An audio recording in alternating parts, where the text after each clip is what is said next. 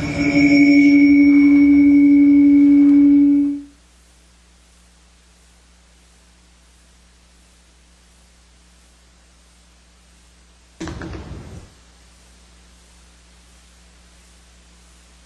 it look like we're ready? Okay. Good afternoon, everyone. This is the meeting of the Glendale Water and Power Commission for Monday, May 7th. And I will be presiding briefly until our president comes in a little bit later today. So may I have roll call, please? Commissioner Jamian? Commissioner Chan? Present. Commissioner Dentler? Present. Commissioner Yao? Present. President Armenian? Item 2A, APPA RP3 recognition, Glenn Steiger and Ramona Boyd.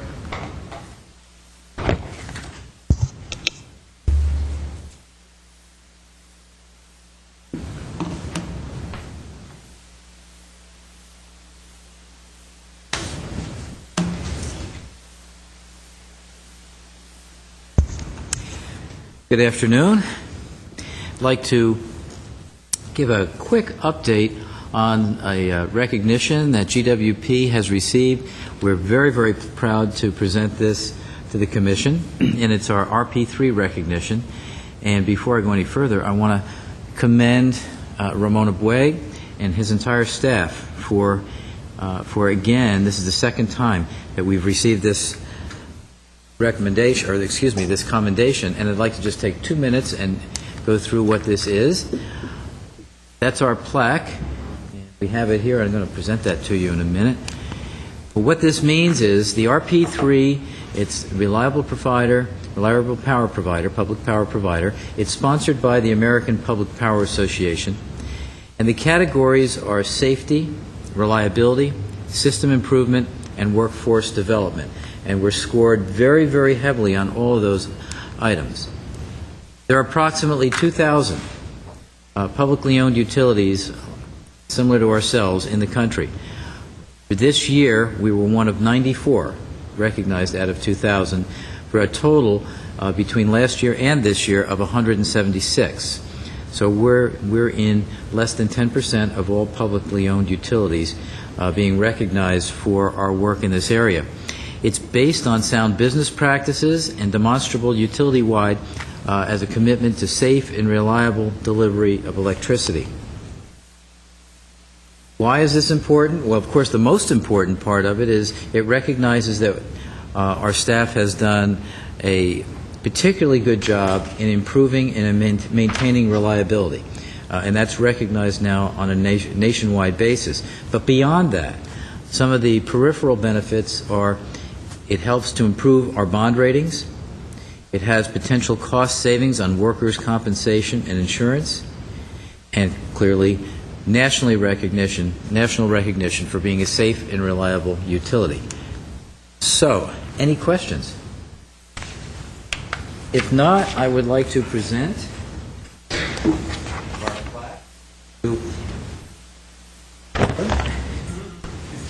Would you like to come down? I'll present it to you. Me? On behalf of the other please. Commissioners who've served We'll do it down here. prior to my arrival, but I will stand it.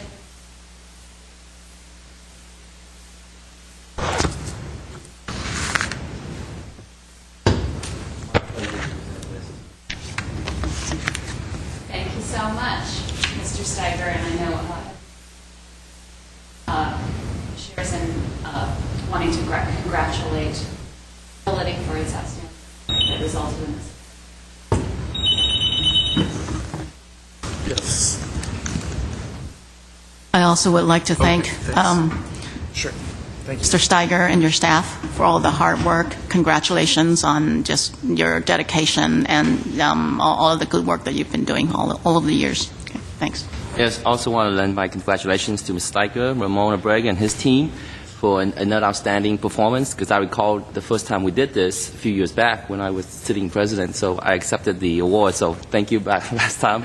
And I recall that we had back then one staff person dedicating his time to put the package together. Did we improve on that or have more people participate? We had more people participate. and it has become more of the normal way of operating for us, I think, which is really what we're striving for. So it's part of the fabric of GWP. Yes. And I see on your slide, if I can be asking questions. Of course. That on slide 5, the benefits of RP3 is that it will allow us to have an improved bond rating. Is that what it's saying? Potentially, yes. When the financial rating agencies analyze us, as they will be doing very shortly, as a matter of fact, some of the questions they ask are around reliability of our system, long-term reliability, and so because of that, because of this particular award, that adds to the positive nature of their evaluation. So the answer is yes, it does. Okay, it sounds like it has some effect, but I'm not sure if we can say that it will improve like from a AAA to a AAA plus or like that. I can't say that, no. Okay. Oh, anything would help. Thank you, Ms. Right. Steiger. And I hope City Council will be hearing about this award. Yes, they will. Well, we're delighted for you. Thank you. I'm going to exercise the prerogative of being temporary chair for a few moments to just mention an important public event that's unfolding across the country in the next couple of days, Groundwater Awareness Week. This is an annual week of events and activities across the country to raise awareness of the importance of groundwater as a major source of supply for safe and reliable drinking water. Unlike some of us who live here in Southern California, the majority of Americans actually rely primarily on groundwater systems, i.e. wells, public wells, private wells, water replenishment districts, recycled water increasingly, and other sources of groundwater which are all too often subject to contamination by pesticides, by other toxins, and water agencies around the world and here at home in our country work so hard to provide safe, reliable drinking water from groundwater sources of public water. And so I just wanted to mention for those listening at home and for staff to be aware that this is National Groundwater Awareness Week. It starts March 11th to 17th. And some of the important government partners are the Center for Disease Control, the Environmental Protection Agency, and water districts all around the country. And with that in mind, I also wanted to just flag for the public and for staff and my fellow commissioners the opening of a new movie. It was just reviewed the other day in the LA Times. It's getting a lot of attention in the media, and its release, I gather, is timed with Groundwater Awareness Week. And so I'm looking forward to seeing the film, and I brought from my fellow commissioners a little media about the movie, and it's called Last Call at the Oasis, and it's opening all over California, but its scheduled release here in Los Angeles is May 4th. And I watched the trailer online, and it's really something, and the LA Times gave it an excellent review. And it's a documentary that draws attention to the problem of protecting our surface water and our groundwater as an important element of public health and safety and reliability of public water systems. So thank you for indulging me in that. So happy Groundwater Awareness Week, everyone. Moving on to item, let's see, we're at item 3, approval of minutes of the April 2nd, 2012 meeting. Item 3A, approval of the April 2nd, 2012 meeting minutes. And I see in our packet we have, oh yes, we do have the correct minutes. Did any members of the commission have changes or comments? No changes. I don't have any. Then I will, I think we decided we don't need to entertain a motion to approve the minutes. Correct. Thank you. So hearing no objection, the minutes are approved. Thank you. Item 4. Item 4A, safety report, Ned Basson.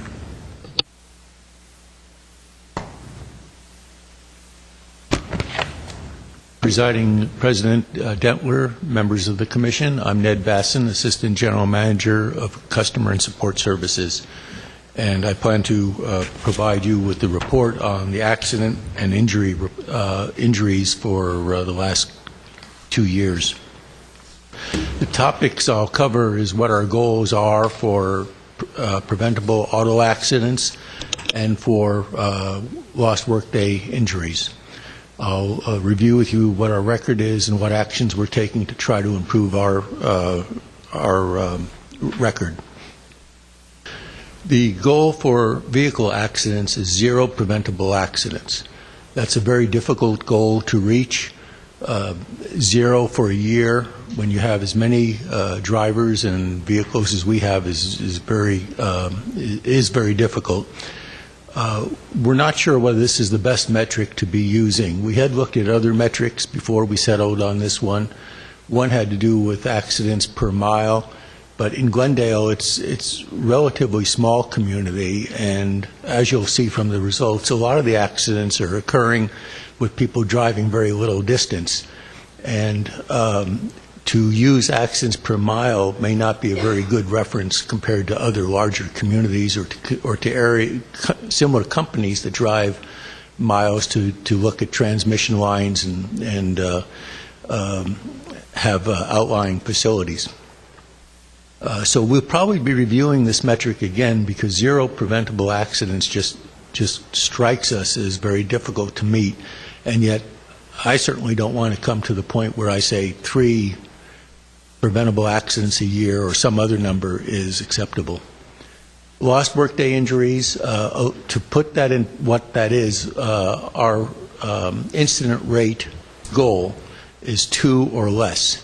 And what that means is that it's equivalent to a workforce of 100 people having 2 incidents in a year. And we'll come back to that, but let's first look at vehicle accidents. Go back to the other slide, please. Next slide. There we go. Thank you. We have our vehicles come in all kinds of sizes and shapes. And as you can see, some of them are pretty wide. You might notice that there's a couple there with very large mirrors that protrude because the visibility to the rear would otherwise be very difficult.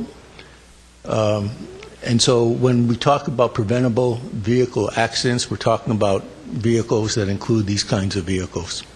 Next slide. The preventable vehicle accident rate in 2009 was about 22.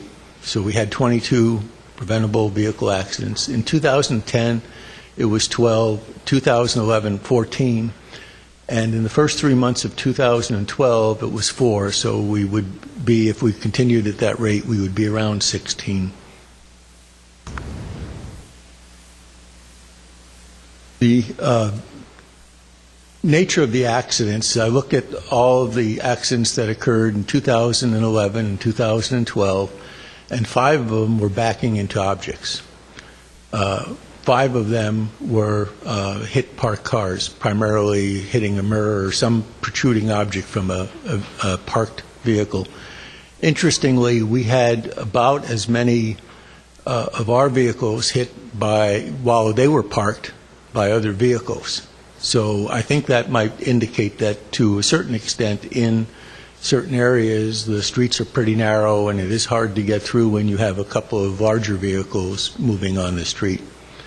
3 hit bollards, and there were 5 traffic accidents.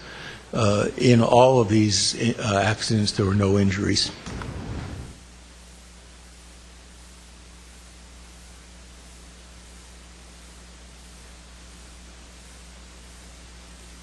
The actions being taken is we started is providing behind-the-wheel training to our drivers. We're including an emphasis on backing because you see that represented about 1/3 of our accidents. We have trainers that have been trained. They've been certified in a system for driving accident-free, and the training of our personnel began May 3rd. And we will be training 3 or 4 people for each trainer through a cycle so that we will be covering all of our drivers. We're also providing the driver training videos for the safety meetings. And that has been done in the past, but the hands-on drivers training was not done as frequently. And I think after an earlier commission meeting, Commissioner Yao mentioned that the gas company does it much more frequently, and so we're trying to follow that lead. Lost workday injuries, the rate, as I indicated, is 2, and that's the equivalent to a workforce of 100 people having 2 incidents a year. That is a reasonable goal to reach. We have reached it before, and other utilities have reached it. One thing to note is this includes non-preventable accidents. So an accident that causes a lost workday that was no cause of either the employee or the city would still be included in this metric. Just a little background on the kind of work that our people do. We have a power plant. We have people that go out into the field for electrical and for water, and very often they're working in tight spaces.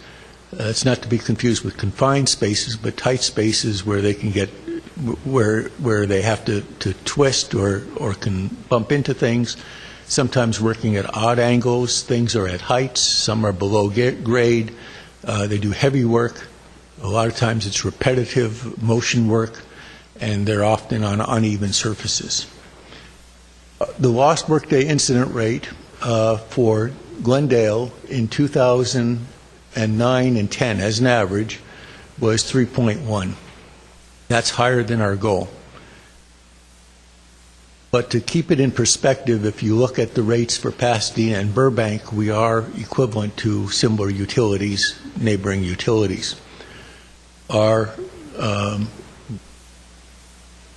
preliminary lost workday incident rate for Glendale for 2011 was 273. And I think a month or two ago at a commission meeting, I mentioned that I was anticipating that our rate would be between 2.8 and 3.3. The rate that I'm showing there of 273 is based on the definition that is a standard definition. The numbers on the left, it's a standard definition, and it's the definition in which we developed the goal of 2 or less. The numbers on the left are calculated by the city's safety people who work in conjunction with Burbank and Pasadena to try to develop a metric so that it is very comparable. And they do not use quite the same calculation as the one on the right. They use a different calculation, which is much more exacting, but is widely used. But it is much more exacting and capable of being compared to the neighboring utilities. So the 2.7 that I've indicated, when the city does its final calculation, will probably be higher, maybe by 10% or so. So I'm expecting something between 3 and 3.3. The nature of the injuries, 60% of them are strains or sprains. And most of them are classified by our medical people as repetitive motion or overexertion. 20% of the strains and sprains, or not 20% of the injuries are lower back, and 20% are other strains and sprains related to repetitive motion. And then there's another 20%, which is just strains and sprains that did not appear to be related to repetitive motion, but to some other cause. 18% were fractures and lacerations, and the other 22% were miscellaneous, which include things like slips and falls and twisted ankles on uneven surfaces. It includes some auto accidents that, or could include auto accidents, or things like insect stings and bites. And so it can include things that was not considered preventable. Maybe I said that wrong. It includes things that were non-preventable.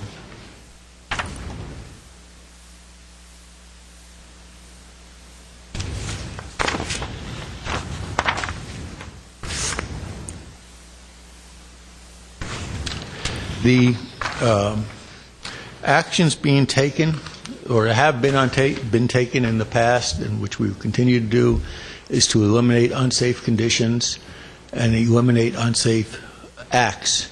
We're reinitiating the STOP program for our electrical personnel.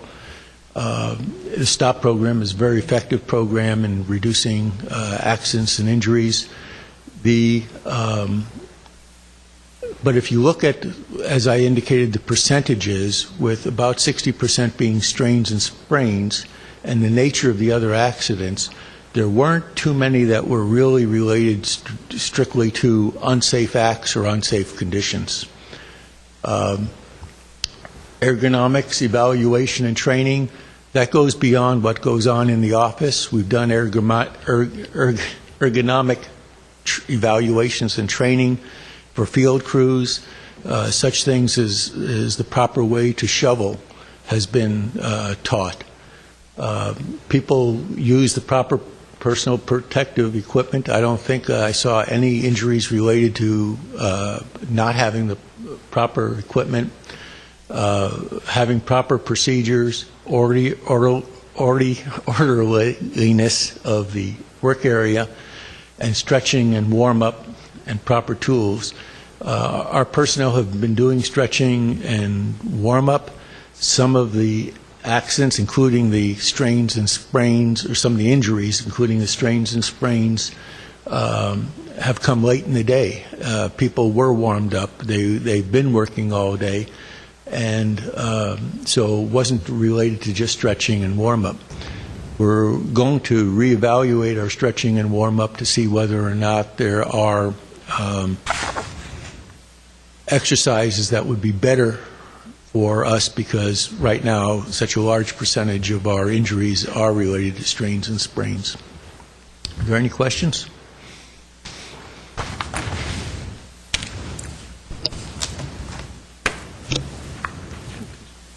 Yeah, thank you, Mr. Basson, for a very good update. I'm just curious about your comment about zero preventable vehicle accidents. I think that we need to have that aspirational goal of zero, and I'm aware that certain accidents happen, but as long as we're trained, and as you mentioned, the fuel reps and everybody is getting additional driving training, so that should maybe make people more aware of what's around their vehicles. But also, can you elaborate on some of the accidents that took place? Because are those caused by maybe carelessness, where people are not observing the circle of safety, like walking around their vehicles before they start pulling off? Because these are like hitting stationary objects, which shouldn't be the case, because if you're properly trained and be aware of your surrounding, I mean, like our own personal lives, we don't get into accidents. I mean, we don't get into accidents that often, but sometimes we do because maybe we're careless or maybe not paying attention. So can you elaborate on some of these incidences why we're hitting stationary objects? You're right that people are trained to walk around a vehicle. In many of these vehicles, we have two people. I mean, if they're backing, there should be a person outside the vehicle directing them. And in spite of that, or for lack of that, they have hit stationary objects. So it does happen, and in some cases I would classify it as carelessness, or as carelessness. But do we do an analysis after the fact to determine so that it won't happen again, at least to the same people who caused those accidents? Yes, the accidents are reviewed, and generally they will go to unless the reason for it is so obvious and can be handled directly by the supervisor, it will go to an accident review committee to review what occurred and how to prevent it in the future. Okay. And regarding the vehicle accidents, because I know, isn't there a way you can frame those metrics in a way where it's comparable? I know it's the absolute number of accidents, but can we also put in accidents per 1,000 miles travel or something? Because compared to other organizations who have those type of metrics, because as a smaller utility, even 1 or 2 might not be comparable. It might be too much compared to other organizations that are much bigger and they have 1 to 2, but it's like over millions of miles compared to a few 100,000 miles for another smaller organization. Yeah, yes, and that's what I meant by reviewing our metric and see whether there's something either more appropriate or to supplement this. If you look at the accidents per mile, it is high, higher than what you would expect for a utility. And one aspect of that is, though, that our personnel can spend a lot of time on the street but not drive very far. Okay, I mean, these are good updates, so I'm looking forward to continue these updates because we want everyone to be driving safely and go home to their families and friends, you know, so these are the type of updates that we're looking for to make sure that it is happening and making sure our employees are safe. Thank you. Questions? I do have a couple of questions. Thank you so much for the information. The training program sounds really it's appropriate and necessary. I want to follow up on Commissioner Yao's line of questioning. He talked about if the employee after training still continues to have the accidents. I know you mentioned that they're being reviewed and the supervisor may be the one to resolve the issue. I want to mention that wherever disciplinary actions are required, I think it would be appropriate, especially if the individual has already been given the training time and time again, and if these accidents continue to occur, then I do believe that disciplinary actions are necessary. Okay. We agree. We tend to keep the two issues on parallel tracks. One is to identify the cause of the accident and how we can prevent it in the future. The other is to handle discipline where appropriate separately. Mm-hmm. Great, thanks. Questions? I have a few. So first of all, my thank you for the report, and I would say that both my questions and my comments, please take them in the spirit of continuous improvement, not in terms of being critical. Do you have a breakdown in terms of what parts of the organization these issues might be arising? So, for example, if it's repetitive motion injuries, is it in the customer service area where they might be doing a lot of the same motions, or do you have any sort of breakdown, or can you give us a feel for that? I don't have the numbers with me. Somewhat surprisingly to me, the repetitive motion occurred with a lot of field people, and it seemed to be after a day of event of work on a repetitive kind of task. In one case, we remedied that for the future by buying a different tool. But in other cases, it's just, I think people are in decent shape. They're warmed up, but they're doing something over and over again that they don't do very often. It's using different muscles, and it causes a sprain that they don't realize until the day after it's happened. Well, in that same regard, I think on slide 11, where you're giving a bunch of different percentages, I think it would be helpful to know the actual numbers so that we know X number of lower back strain, just like you had the vehicle area. And then in terms of some of these injuries, have you done any sort of analysis whether or not there's any correlation between the hours worked? For example, if someone's going beyond their normal hours, they're putting in overtime where they might be getting tired. What sort have we looked at the procedures in those sorts of instances, especially in extreme situations where we're asking people to work extra hours, kind of what sort of safety steps we can build into the work hours procedures? I think the line management looks at that. I haven't looked at that. But I can check with them, and we can look to see whether or not there's any indication like that. But that would presumably come out also in the accident investigation report. But do we have any policies in place currently that put some parameters around that. So, for example, if you're putting in a 12-hour day or a 14-hour day, it requires X steps to be taken. Or, if that person has already put in a 14-hour day, therefore the next, shift, they need to take a day off or whatever it is to make sure that we're, building it into our actual work hours policies. And I guess at this point I'm primarily talking about the crews and what sort of policies they have. I know the other utilities have the on-off, hours issues that are built into the policies that have safety, as at their core. I think I'd like to ask Ramon Boeg to bring you up to date on how we handle that. Right.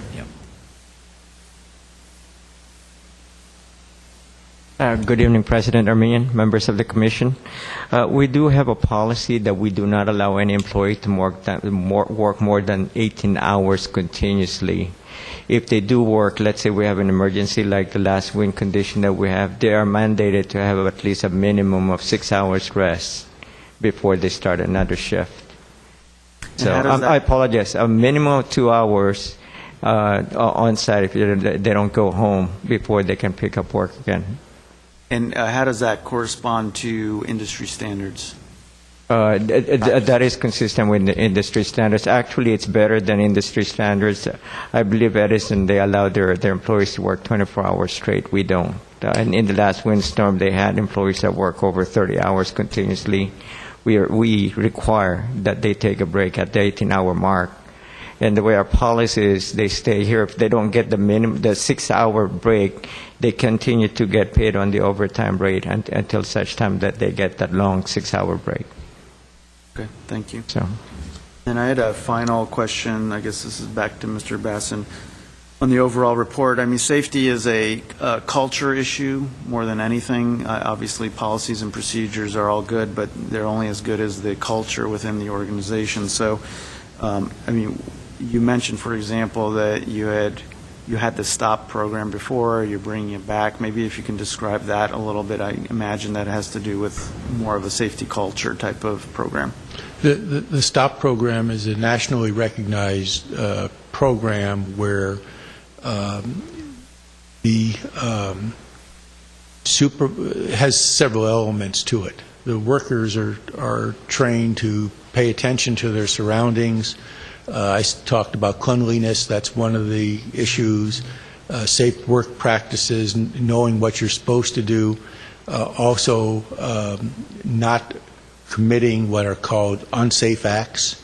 So there's a series of, I think, about 7 items that go into that. And then supervisors are trained, and they actually have a card.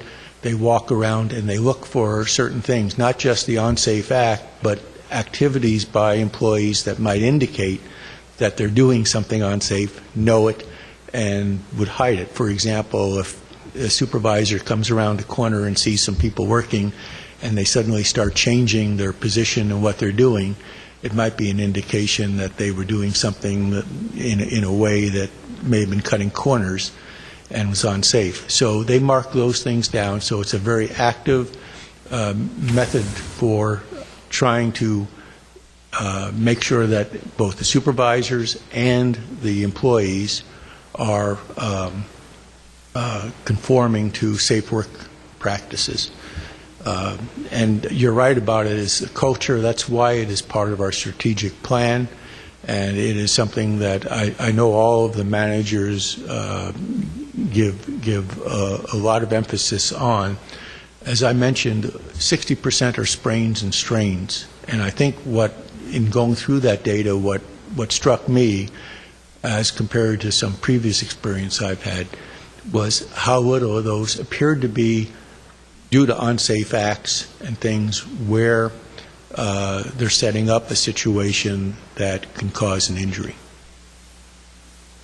Great. Well, thank you very much. I would like to see us regularly take a look at this area. I think in an era of increasingly constrained resources, we will tend to ask more and more of employees, so it's really important that if we are getting into those situations that we consider safety as the paramount issue to be aware of as we have those demands so that we're not compromising anyone's personal safety or health in the process. So appreciate it. We do have two. I have two questions. I'm sorry that occurred to me while you were having your dialogue. Yep. Sorry, I'll be brief. I think that there's good news in the report. Of course, we all want to be vigilant. We all want to see injuries reduced, et cetera. But to me, it was also good news and to see that of the 5 vehicle accidents, that is one a month, so that's one a month too many, but of the 5, there were no injuries to people, either in any parked cars or any pedestrians, and apparently no injuries to employees. So that's good news, is we have no human injuries, pedestrians or members of the community or to our workforce, so that's good news. I wanted to ask about fiscal impacts of those vehicle incidents, though. Are there times when those vehicle accidents have meant that our vehicles have been taken out of service, or are these minor matters with little dings? Well, they're greater than dings, but generally they're not destructive. In other words, the vehicle can still be used, but it does go into the shop and get repaired. So there is a point of time where the vehicle is just not available. Okay, so some cost, some downtime, but for those 5 vehicle accidents, we haven't had to replace a vehicle or have it out of commission for any lengthy period of time? I believe that's correct. So on the question of utilization of disciplinary procedures following accident investigation, I would caution that they proceed on very separate tracks. It sounds like they do, especially in this era where we're looking at significant budget challenges that, and a little later in our meeting, I think our agenda packet indicates we're looking at potential layoffs of some sizable numbers at the utility, and I would hate to have people involved in small vehicle accidents that do not result in human injuries, to have employees have concerns about their jobs, their livelihoods, their families' livelihoods. We want people to disclose why fairly minor vehicle accidents happen, so we want to learn from those, and we want to heighten employee awareness. And I think we should be proceeding with the emphasis on that, especially in that it seems that the report has not revealed to the Commission that there are significant fiscal impacts from these vehicle accidents. The biggest fiscal impact that I'm concerned about is human injury and back strains, increases in workers' compensation claims, et cetera. Those can be very, add up to a big fiscal impact, but if we're not seeing our vehicles, substantially damaged by these incidents, I would prefer to have a workforce that feels 100% cooperative, that management understands that they're trying to get to the bottom of things, develop procedures, training, et cetera, to reduce accidents rather than a heavy-handed use of disciplinary practices. That's my only comment. You don't need to respond. Thank you. Thank you. We have 2 speakers from the public. Mr. Herbert Milano.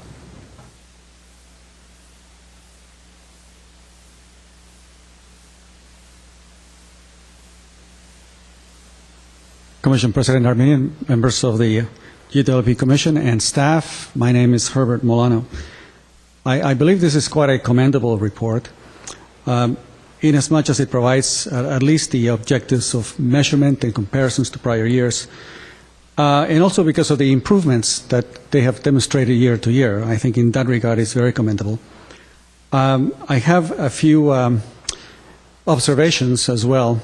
Sometimes we forget that a lot of the overtime that takes place comes during the time when there's inclement weather, high winds, significant amount of rain, where they are out there exposing themselves to situations which lead to this type of injury. So I think in light of those circumstances, I think this is quite a positive report, and obviously staff has to be commended about that.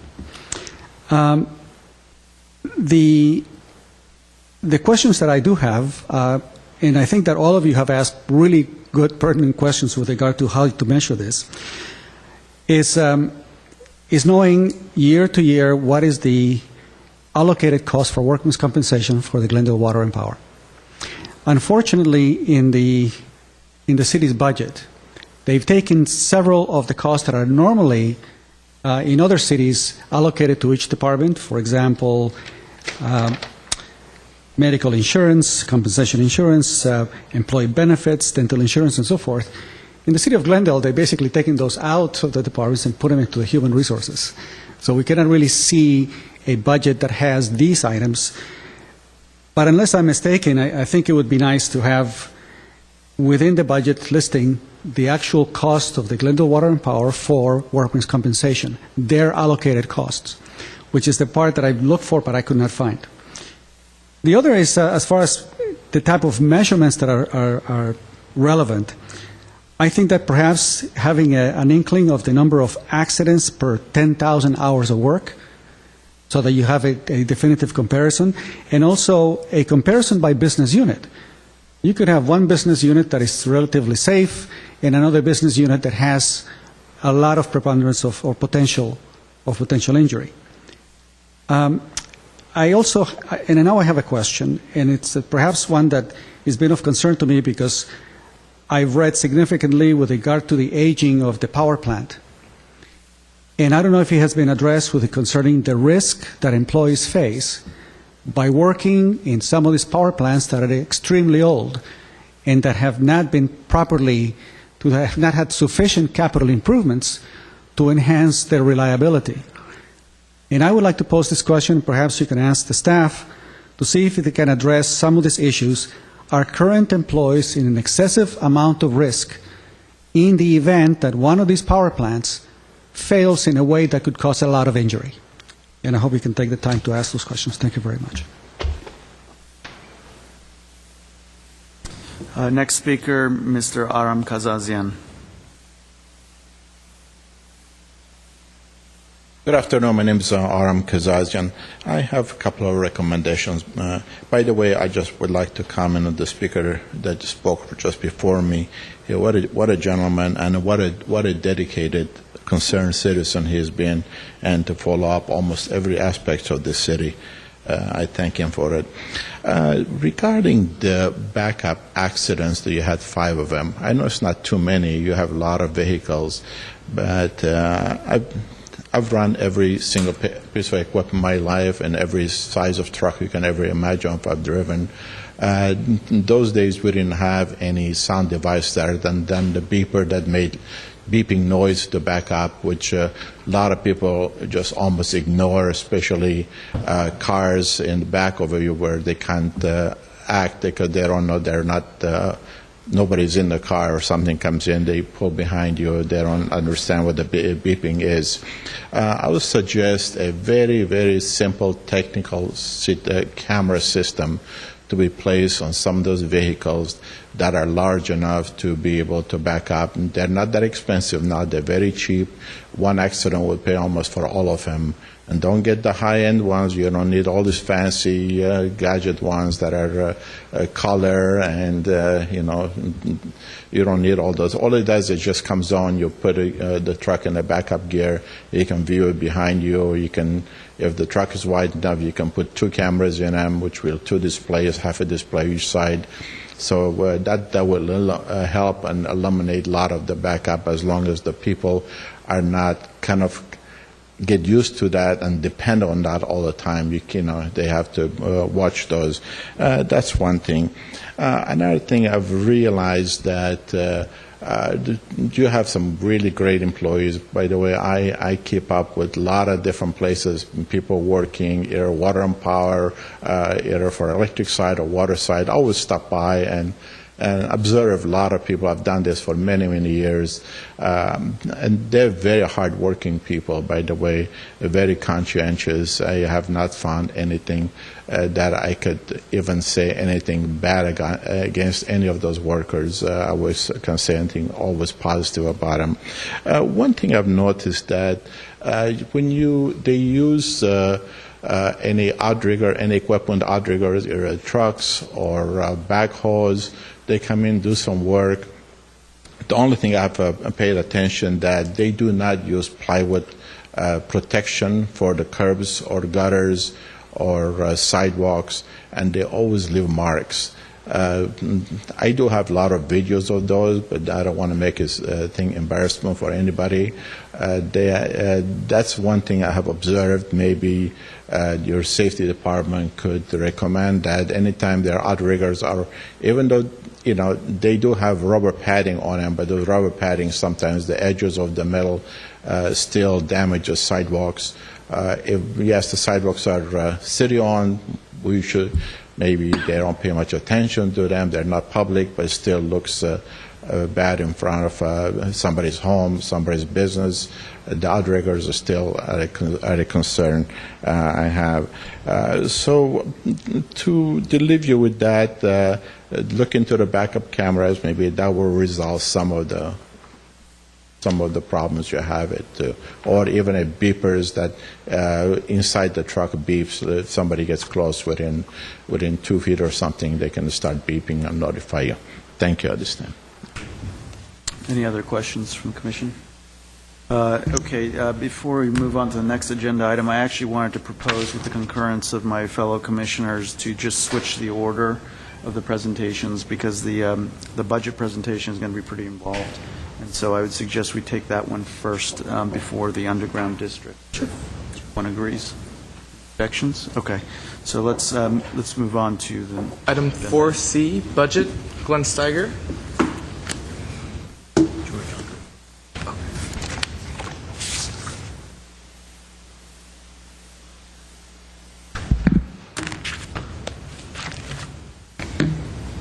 President Armenian, members of the Glendale Water and Power Commission, I'd like to present our proposed 2012-13 budget, both O&M and capital.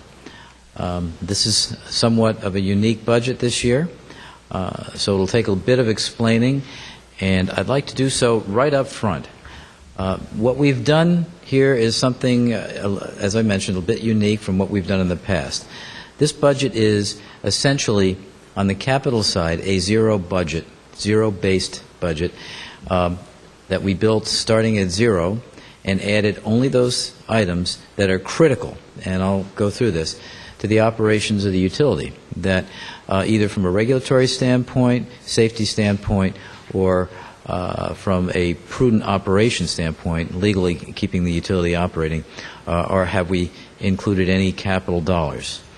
So with that, essentially, we have a minimal capital budget. When you do that, and I think this is a concept that is important to understand right up front, because it puts the rest of the budget in perspective.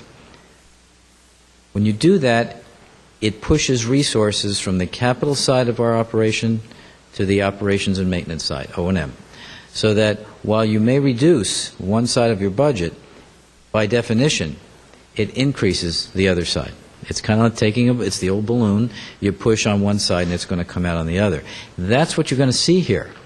Because we've literally reduced our capital to almost zero, it has by definition pushed the O&M side up above and beyond where it would normally be if we had more of a balanced capital expenditure. So that's what the meaning of the cross-dependency of O&M and capital. Basically, we're using the same resources that we have as a utility, but redeployed from one side of the house to the other. So the current status, give you a sense of where we are with this budget proposal, is that on the water side, the O&M essentially is balanced, but the capital requires additional funding. I'll give you the numbers as we move through this, but because we had City Council approved rate increases over the next 4 years, that essentially has balanced the O&M side, albeit it's been pushed somewhat because of the, again, taking the capital budget down to close to zero. The capital will require additional funding. We will be proposing some type of funding through a bonding issue, and I'll mention at the end of the presentation what our recommendation in that regard looks like. On the electric side, the O&M is not balanced without some type of workforce reduction or a rate increase or a combination of both. And again, The same condition applies on the electric side for capital, in that at this point we need additional funding for the capital piece of the budget, and this particular budget also includes pretty much zero-based, other than those things that we absolutely have to do. So to give you a summary of where we are in the budget, this is a quick summary.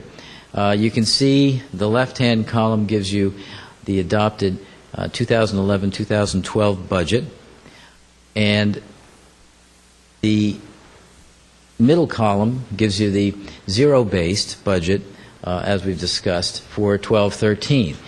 You can see the differential on the right-hand side.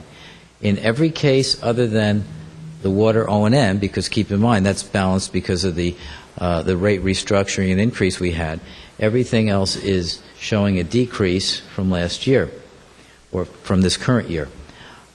On the electric O&M, I'll go into a little bit more detail as we go through there, but the decrease in the proposed budget is about $7.5 million over what we had adopted for this current year.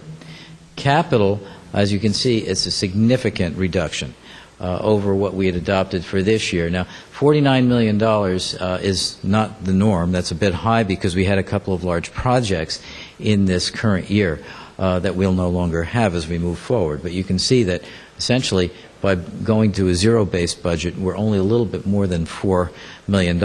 Much of that is reimbursable, as you'll see. So even that budget really isn't internally funded. That's funded from outside customers. I mentioned on the water O&M side, there's an increase. The increase is due primarily to two issues.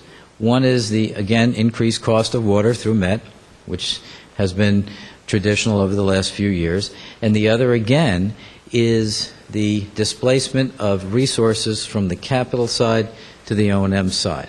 When you do that, you end up with an increase of about $2 million. The water capital, on the other hand, again, is zero-based, so that you see about a $3.5 million budget is only for those things that have to be done, a substantial decrease from the adopted budget for this year.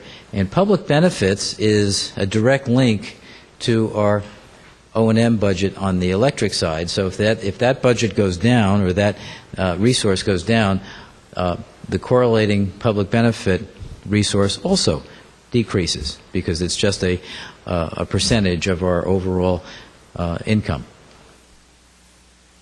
So I will quickly walk through the budget at a certain level so you can get a sense as to where the major issues are. And I think if we focus on the zero-based budget for 12-13, that'll give you an idea of where we are and where we're going. As you can see, retail sales we expect to be at about $164 million, plus or minus. That's still a major decrease from our high of $188 million in 2009. And I think that's something we want to keep in mind as we walk through this budget, that we have experienced a tremendous decrease in revenue over the last few years for two reasons. One, the overall economic conditions, and two, the weather. The weather has changed for the last 2 years to the point where we are not seeing the normalized weather that we would normally have that keeps our revenue level at a certain point. So for those two reasons, revenue has dropped to a low, actually last year, at about $150 million. We expect it to rise up for a number of reasons to about $164, and we believe that's prudent. Sales to others. Some utilities would lump that into wholesale sales. We don't. That would be sales to other utilities primarily. We sell to our neighboring utilities, Pasadena, Burbank. We sell back and forth, and so that's what those sales represent. On the expense side, and that's our primary revenue. I'll drop through. You'll see a couple other sources, but that's the primary areas for revenue. On the expense side, production will drop to roughly $111 million, and that's based on the fact that energy costs are quite low right now. As you know, much of our resource is natural gas. Natural gas is at a very, very low point right now. So that, plus the drop in overall usage, as I mentioned, brings it to that level. Transmission and distribution. I think this is a place we need to concentrate on. we're going from roughly $23.5 million to $32.5 million. And actually all of that, just about all of that increase, is the redeployment of capital resources to O&M resources. So that's a big shift, and when you reduce your capital to the minimal point that we've done, that's what happens to O&M, or to transmission and distribution, because that's where the resources are for much of our capital expenditure. Customer services, due to reallocations, actually has dropped a little bit on the electric side, 62 to 55. And then, of course, depreciation is based on our overall plant. Yes? It's important to stay on track and keep focused, I understand, but just a quick sort of procedural question. Sure. Would you mind if, from time to time in your presentation, if there's something that we don't understand or a definitional term that we Yes. think the public might want to, would you mind being interrupted with a Not at few all. questions? Is that all right? Not to bog it down, but can I back up and ask one question? Thanks. When you said decrease in revenues due to two things, one, overall economy, two, climate, Weather. weather, Right. climate. Overall economy has that effect because of less demand for electricity, and conservation, is that part of it? Conservation is a part of it, but we take that into consideration. Our conservation programs account roughly for about a 1% drop per year. But what we've seen over the last 3 years is far, far more than that. Much of it is based on the fact that we had less demand, as you've mentioned. We've seen businesses that have closed and so on, so that's driven it down. And weather's a large driver of our business. And so when we don't get hot weather, for example, that drops Reduced revenue. demand for air conditioning. Correct. Okay, thank Correct. you. That's what I thought, but thank you. I appreciate the question, and please keep me honest. I tend to do utility speak, so. I had one more question Sure. that was just kind of general, because you cited it a couple of times. I think it's important to clarify it a little bit further. You say every time there's a decrease in capital, it naturally results in the balloon going to the other side, which means an increase in O&M. Can you explain that a little bit further? Sure. Are we talking about because equipment gets older and you're running it longer and therefore you have to maintain it more? No, it's actually more basic than that. Let's assume that we have 100 people assigned to do between O&M work and capital work. And let's say out of that 100, 30 are assigned to capital and 70 are assigned to O&M. When you drop capital, that 30, you either would have to lay them off or reassign them to operations and maintenance. So, of course, we don't hire and fire and hire and fire. We balance between those two. Usually it's a small balance, but in a year like this, where we're basically taking all of our capital out, those that, and I'm just using this as an example, but those 30 would have to come over and be paid for by O&M. That's really where the big difference is. That's the source of these numbers, is more on the people side versus the other types of things? For the most part. Okay. For the most part, it's people. There's some other expenditures, but the largest piece of that shift is people. That's correct. Yes. I'd like to get into that a little bit further, but I'll let you Sure. continue with your presentation. We'll come back to it. No problem. And as we continue down, just to get a sense of where all of our expenses and income are, non-operating income essentially is interest on our investments. Non-operating expenses is the interest we pay for past bonding, so for past debt. As you come down, you'll see the transfer to other funds is reduced slightly. That's the transfer to the general fund. For this year, it's $21,100,000. It's reduced, proposed to be reduced by about $250,000 for the coming year.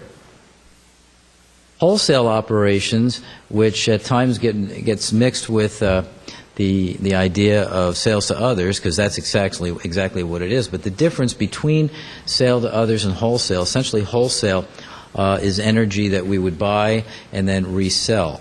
Could be to other utilities, could be to the ISO, could be into the market in general. So that's categorized as wholesale. We do expect that to increase. We've been very, very successful with our trading over the last couple of years, and I have every reason to believe that will continue to be being in an increasing mode. So essentially, if I come down to the net of where we are on O&M, you'll see it says anticipated savings from staffing cuts of just under $11 million. What that means is this, that we've taken our O&M budget, even after reallocating the capital to that, and we've reduced it to the lowest possible number that we can. And it means in many cases taking it down to the limits of what we can legally do, because we have a legal obligation to serve our customers. So we have to be very careful not to go below that legal threshold.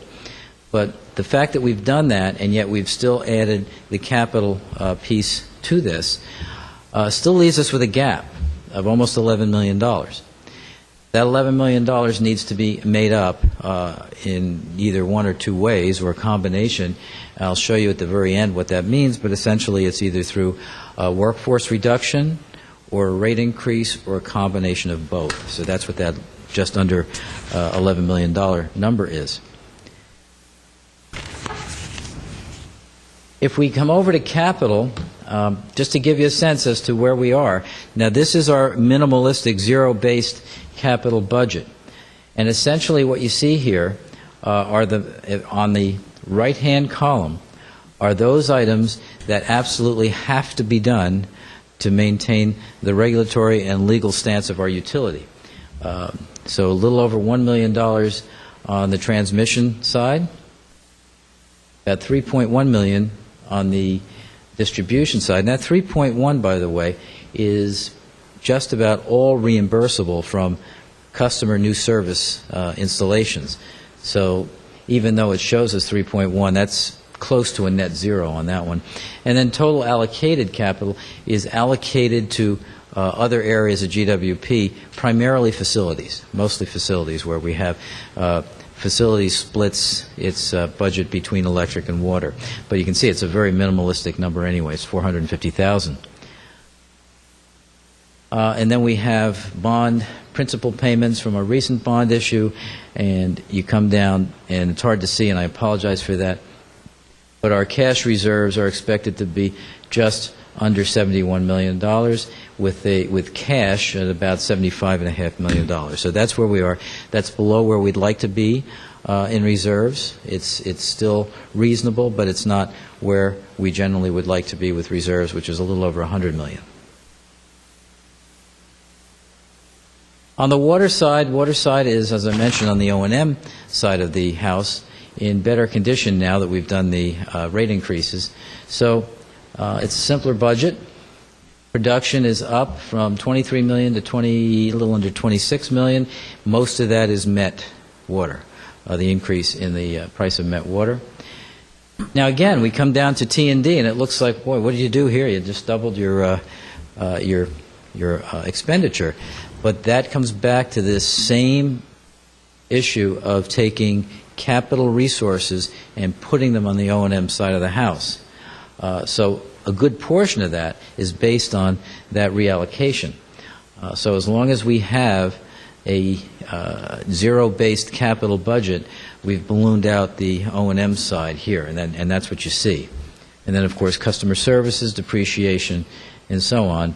But we end up with positive net operating income. Then if we come down again to the non-operating income, which is interest and expense and interest paid, we have one outstanding obligation. And you may recall that there was a landslide a few years ago, Gladys Drive. We've been assessed because of our part in that liability of $1 million. So that's part of our budget. And we end up with a positive net income, which, if you recall, if you go back to the discussions we had about our restructured rates and the rate increase, we start to go positive as we move ahead over the next few years to get back to a positive cash position, which it'll take about 5 years to get back to where we need to be. But this begins it. On the capital side, again, we have a minimalist capital budget of a little over $3 million. You can see the difference between the projected for this year. Allocated, again, as I mentioned, most of that's for facilities. ending up with, we're still in the negative because it's going to take us a few years to dig out, even with the rate increases, but we start to come back up from where we've been at a low point of about negative $21 million. So that would give us cash reserves of about $17 million and year-end cash balance of about, and this is negative, $13 million. So we're still in the negative, but we're on an upward trend, and you can't see it through this, but it's in the right direction. So that's where we are capital-wise on water. So again, just to summarize, so we don't forget where we are, electric O&M basically would be a decreased budget of $7 million. Water is an increase of $2 million, and public benefits correspondingly is down about $1.2 million. So that's a summary. Now let me go into some of the specifics. When we talk about our working capital budget for the coming year, I want to emphasize the fact that, again, it's a minimalist budget based on starting at zero and doing exactly what you have to do to meet safety requirements, regulatory mandates, and maintain our legal and operational ability to provide water, electricity, and, of course, billing for that. Our legal obligation to serve is critical, okay? Everything we do has to start and stop at that legal obligation. So we cannot provide a budget that goes below that.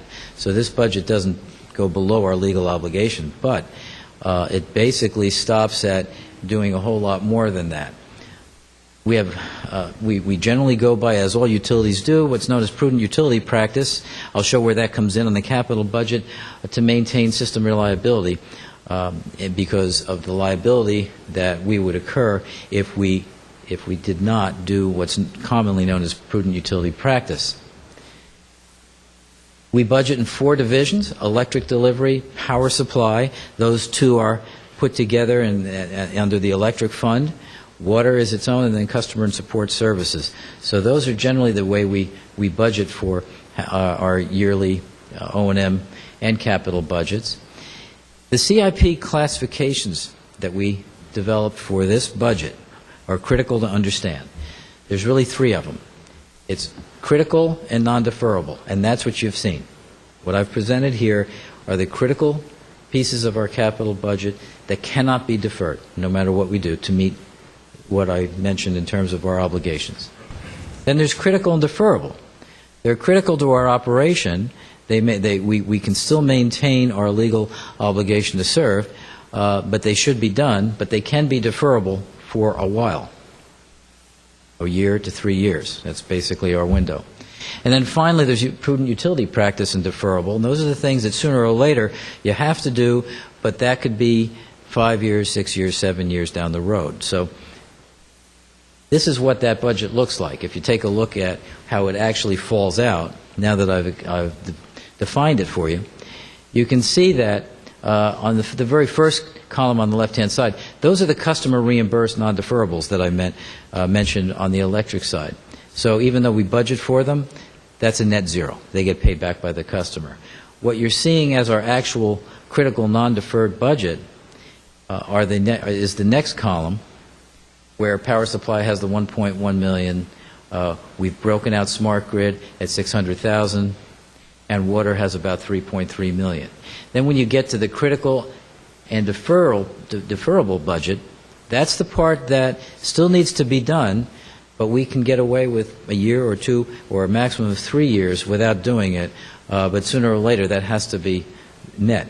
And then finally, prudent utility practice, deferrable, pushes it out a little bit further, but in order to maintain, again, prudent utility practice, we're at some point going to have to do this.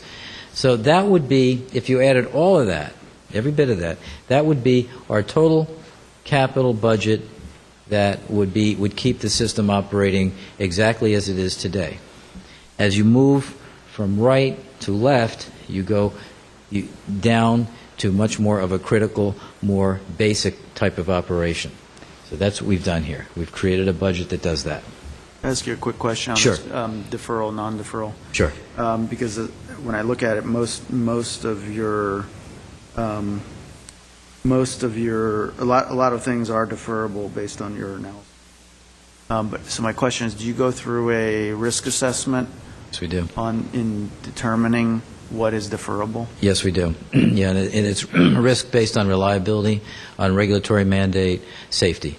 Those are basically the items that start to determine the risk factors. Yeah, that's true. Can I ask you a question Oh, on sure. that table? Sure. Customer reimbursed, non-defer. Yes. Can you explain that? Yes. And thank you for asking that question. If a customer comes to us with new construction, let's say they're building some commercial type of operation, they'll need service. A portion of that service, maybe all of it, is appropriated to the customer. So the customer pays for that. We still have to build it, and we still have to support it financially, but the customer will pay it back to us. A portion, okay. So that's why it's customer reimbursed. Okay, thank you. Sure. So let me get very, very specific as to why we are where we are, particularly on the electric side. As I mentioned, we've got about an $11 million gap in O&M for fiscal year 12-13. I mentioned the dramatic drop in revenue from the year 2009 to now, which is about $35 million per year. So it's about, it's just under $100 million total. Now, of course, we've offset much of that. We've offset about 75% of that with reduced production, reduced costs, reduced overtime. We've kept vacancies open. But we couldn't offset all of it. It's just not possible. So you have that issue. And then we've had an increase in city allocations, which are very prudent, but yet it has had an impact on our budget. So if we go back to about 2009, we've gone from about what had been about a $6 million allocation, and those are interdepartmental allocations.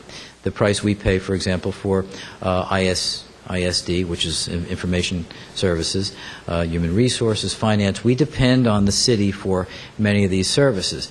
The cost, however, has risen for us. So over the last 3 years, we've gone from about $6 million a year to about $11 million.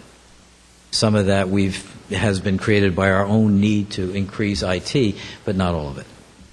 And I think I've asked this question before on the allocation issue, but are there allocations going the other direction?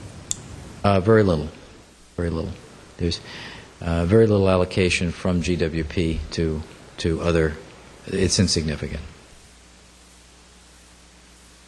So in order for us to balance this budget, to get rid of that $11 million gap, because we can't budget a negative $11 million, it would require a number of things. First of all, the elimination of 21 vacant positions, plus, at this point, roughly a reduction of an additional 85 positions. That would get us back to zero. Now, keep in mind, that's zero still at a reduced service level, so that's not the full service level. In order to get back the full service level, we would also need to then fund capital so we could move the capital. Remember now we go back the other way. If you move the O&M charges that were pushed into O&M through capital and you move it back to capital, that frees up additional dollars now to get back to your normal service levels on the O&M side. So it's a bit complex. That's why I wanted to kind of build this from the beginning so you can see how it pushes over to O&M, and then if you do fund capital, you ultimately can push some or all of it back. So that's how that works. But if we don't do anything other than just balance the O&M budget, which is critical, and we have to do that, we're going to have to either eliminate a high number of positions or have a rate increase, or a combination of both. You can do both. I have a question before we move on. I know we have an aging workforce, and many of the employees will be retiring. What percentage of let's say, out of how many positions do you anticipate will be retiring, like in the next year or two? We get about 10 to 15 per year. Per year. I have a question before you move on to regarding the elimination of vacant positions in slide 15. How does that correspond with the line item on slide 6 for, quote, anticipated savings from staffing cuts? That shows nearly 11 million on that line item on slide 6. Is Yes, that the that's the same one. That's the same. Which of the bullet points, or is it the two combined bullet points on slide 15? Okay, I'll start at the beginning. The 11 million, see the 11 million at the top? That's the Right. same 11, okay? So we've now carried that over to this slide. And then to balance that 11 million, you'd need to eliminate all the vacant positions. Plus the Plus- workforce reduction. That's correct. So my quick question, can save a longer dialogue for later, and I know we have public comments too, but just so I'm following the logic, on slide 6, the anticipated savings from staffing cuts, the 11 million, Yes. that's one half of the transfer to the general fund. That's correct. So I guess where I'm lost is the zero-based budget, the legal obligation to serve budget, I understand is the core bare minimum, but that core bare minimum legal obligation to serve budget shouldn't take into account or have factored into it the transfer to the general fund, since that's not a legal obligation to make that transfer. Am I lost? Well, and this is where I have to defer, because that's a city council decision. I understand So that, but I you have to built it budget into for the budget documents. So Correct. I have to, yes, because we have fixed that number for the last 3 years. It was at 19, then we added 2 million last year, but that number's been fixed. So just so I'm not debating the pros or cons of that item. I just want to know, when you say the bare bones minimum legal obligation to serve budget reflects the transfer to the general fund, that's based on past practice and city council policy. Correct. Thanks. Okay. Correct, yes. Thank you. Okay. Thanks. Oh, where am I going here? Going the wrong way. Back. So that's what it would take to balance the O&M part of the electric budget. Now, just to review, on the water side, water O&M is balanced. It's a zero-based capital budget, and in order for us to resume normal capital expenditures on the water side, we would require some type of funding. We are recommending bonding, a bond issue. So our recommendation, when all is said and done, after going through this budget, on the electric side, is to balance the O&M budget with an approximate 6.5% rate increase. We would still reduce the workforce by about 20 positions overall to give us more flexibility, to restructure the utility a little bit, to recognize where the utility is going. But we can do that again through the elimination of vacancies, so that's not an issue. And then to restore the capital budget of about $26 million. Now that $26 million is the critical deferred, critical non-deferred and critical deferred. It still doesn't include the prudent utility practice. We feel we can integrate that as we move along. But we'd want to restore the capital budget, and in order to do that, we would recommend issuing bonds of $60 million. On the water side, continue the balanced budget, restore the capital budget of about $11 million, and issue bonds for $35 million. To give you our philosophy on why it's important to issue bonds, utilities generally issue bonds. It's not unusual at all. Most utilities, certainly investor-owned utilities, go about 45% equity and 45% finance. So it's not unusual. We are nowhere near that. And our philosophy is that some bonding is good, because if we bond and have a bond issue that's 20 years, that means that people for the next 20 years are taking advantage of what's being built today for their own benefit. So While I know there's always kind of a knee-jerk reaction to bonding, it's not unusual. In fact, it's more the norm, and in fact, it makes perfect sense in operating a utility of this size. So that's our recommendation, and that's our budget presentation. So be happy to take questions and comments. I have one more question. On your last slide, for electric, you mentioned a 6.5 Correct. rate redesign increase. Were you planning on having a multi-year proposal like the water, or just a single year? We could. We haven't. The reason that it's pretty basic right now is because we're right in the middle of our electric cost of service study. And in fact, we've just gotten the preliminary results from our consultant. So we'll come back with a much more specific recommendation, which will look something like that. It may very well have a multi-year component also, which we can look at. So, Okay, thanks. I have one question, then I'll allow others to ask some questions. So on the general fund transfer, which is just on the electric side at this point, what percentage is that of the budget compared to what is the industry norm? If you could elaborate on that. right now the transfer, if we take it at this budget level, is about 13% of our total revenue. The industry average throughout the country is about 5%. Okay, the industry average within California is somewhere between 7 and 8%, and that varies. So yeah, we are on the high side. Okay.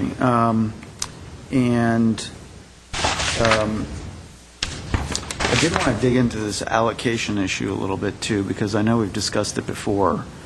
And is the amount near zero in terms of allocating back because GWP is not providing any sort of services back to the city, or is it we just haven't accounted for it? We do provide services, and it's been tradition over the years for us to absorb certain things. Now, the one service that we provide is billing. We bill for a number of different services throughout the city.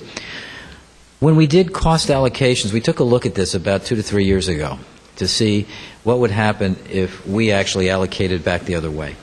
And it turns out in some cases that what we would have to allocate in terms of charges are actually more than what the revenue was coming in for those billings. So it didn't seem to make sense at the time, and so we have not addressed it since then. There are certain other services that we provide that are included within our budget that we need to look at, and we are looking at them in our new cost of service study. And the biggest single one is that of street lighting.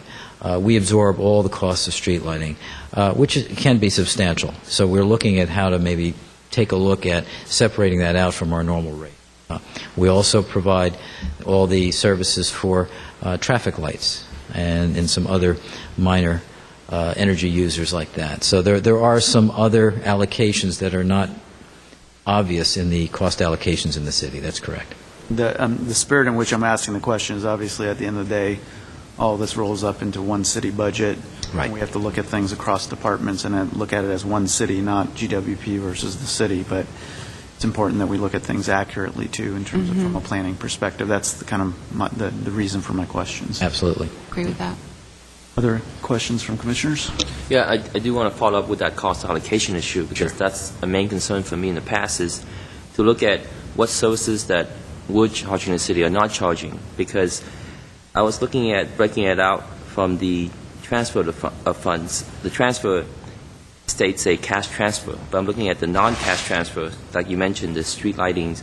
I think that could be a very large item, as well as water. I think even though we don't transfer the water fund, but don't we provide water services to the city at no cost?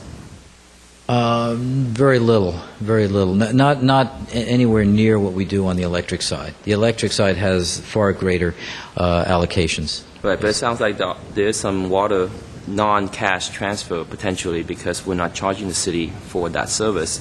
So the bulk could be on the electric side.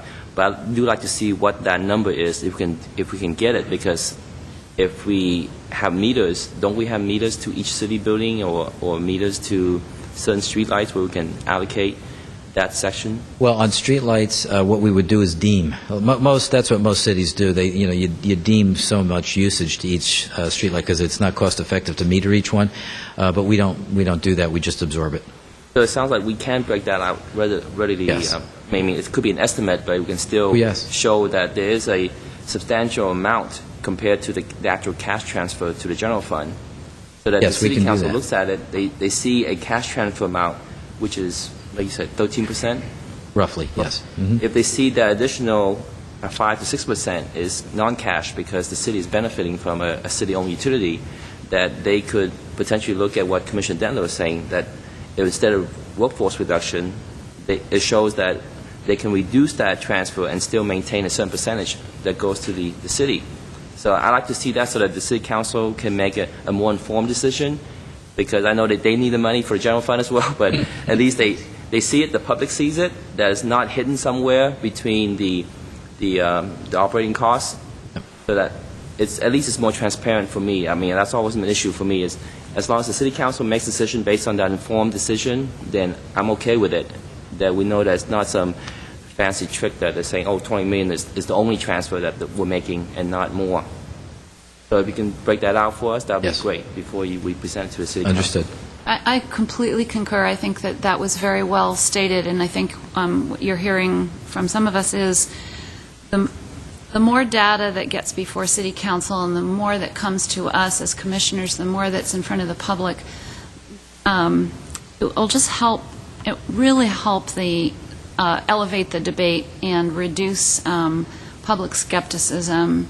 And so I concur. I have two questions. On slide 17, the reduction in workforce of 20 positions, how many of those 20 are among the 21 current vacant positions? Probably we would do it that way. We would not fill those vacancies and then over time reallocate with our existing workforce to where we need them. So we would do it that way. Would that be something that you would reserve to management as management's prerogative to figure out which of the positions, current vacant positions, you can do without and which not? I mean, you don't expect council to get involved in figuring out. Okay, I hope assumed. not. No. Now, as to that, the restoration of the capital budget of $26 million and the bond issuance for $60 million, that would be good news.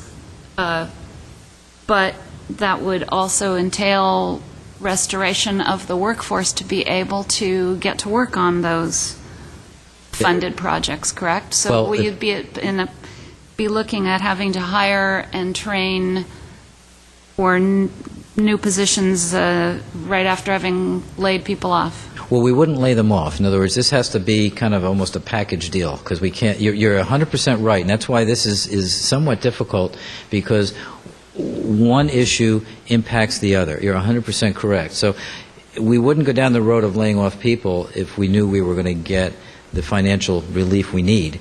That would make no sense at all. You're 100% correct. Hopefully, we can get some kind of rate relief, and we can do a bond issue. If we can do that, then we redeploy the resources for capital. It takes relief off of the O&M side and gets us back to a point where we can operate relatively normally. Thank you. I actually had a question regarding the people side of this, because I think as you're looking at the business is changing itself. It's moving toward more the requirement for more different kinds of staff. So what is the impact of this sort of budget if you're, let's say, doing a combination of whatever of these scenarios, combination of reduction in workforce, et cetera, when you have to also tool for the future for the new types of services or new types of activities that the utility needs to engage in, particularly in the context of the smart grid that we've invested in. And I'm glad you mentioned that, because as I alluded to before, we do want to restructure the utility. Not necessarily turn it upside down, but start to turn it towards where we need to go, primarily towards smart grid. That is the wave of the future. That is what we've built the foundation upon. And so some of the skill sets we need are different than what we have today. We've started to do that in a very limited way in order to get the system operable. However, as we move along, certain skill sets will no longer be necessary. So we need to phase those out and start to phase in those skill sets that we need. And that's the restructuring. It's exactly what you're hitting on. And so we look at this as pretty much the turning point to do that. So regardless of what we do here, we're going to do that anyway. We are going to have to restructure the utility. Can't do it overnight. It just doesn't work that way, unfortunately, with us, nor should it. But we do have to start thinking in those terms and putting a structure in place. Yes. I know, comparing to our neighboring utilities, Glendale Water and Power really has not increased the rates, electric rates, compared to other utilities as much. Can you remind our customers in the last several years how much did Glendale Water and Power increase electric rates? Actually, we've reduced rates 11% over the last 3 years. And actually what we're talking about doing is restoring part of that. So even though we reduced rates, we're now at a point where we have to bring them up. But you may recall, a few years ago, we were being criticized heavily for having some of the highest rates on the electric side in this area. That's no longer the case. Because we've had the ability to reduce rates, others in some cases have raised rates, we're pretty much close to the middle of the pack when you do a comparison. I haven't done that, as I say. We'll be back for that. But because you mentioned it, I think it's a very good point that we've reduced rates. We're no longer up at the high end, and we're looking to restore some of that rate base that we have to have. But even with that, we'll still be competitive. Okay, thanks. Could you clarify why there's an increased amount on the transfer? There's roughly a $2 million increase that occurred last year when we took a look at the allocations between electric and water. Traditionally, for a long, long time, we had an arbitrary allocation of 75% electric and 25% water. And that meant for all of those peripheral services that we allocate from the city, electric paid 75% for IS services, for example, and water would pay 25%. When we did a study, and we had Wildan come in and do a study to see what that allocation should really look like. Is it really 75-25? Well, it turns out it really isn't. To no big surprise from my standpoint, since I deal with it every day, it's actually 68-32. Now, you can argue it could be 67-33. That's not the point. The point is a more accurate depiction is 68-32. When you take those numbers and you reallocate, then what happens is it's no longer a transfer. The allocation goes through to electric, and electric was bumped up $2 million, which is actually coming from that reallocation from water, if that makes sense. So that's what occurred. There was a reallocation between electric and water, and then which was about $2 million coming from water through electric, which went to the transfer. So the allocation is happening from water to electric, and then that electric is paying for that back to the city? That's correct. That's correct. Doesn't that go contrary to the ruling regarding the water? Well, no, because the allocation is the allocation. They're just paying their allocations, but it's being funneled. In other words, an electric is now paying more. Okay, an electric can pay up to 25%. That's the limit. Any other questions from commissioners? Okay. We'll allow a couple members of the public who want to comment or ask questions. Thank you. We'll go there, and then we can come back to further questions from the commission. So, Mr. Herbert Milano.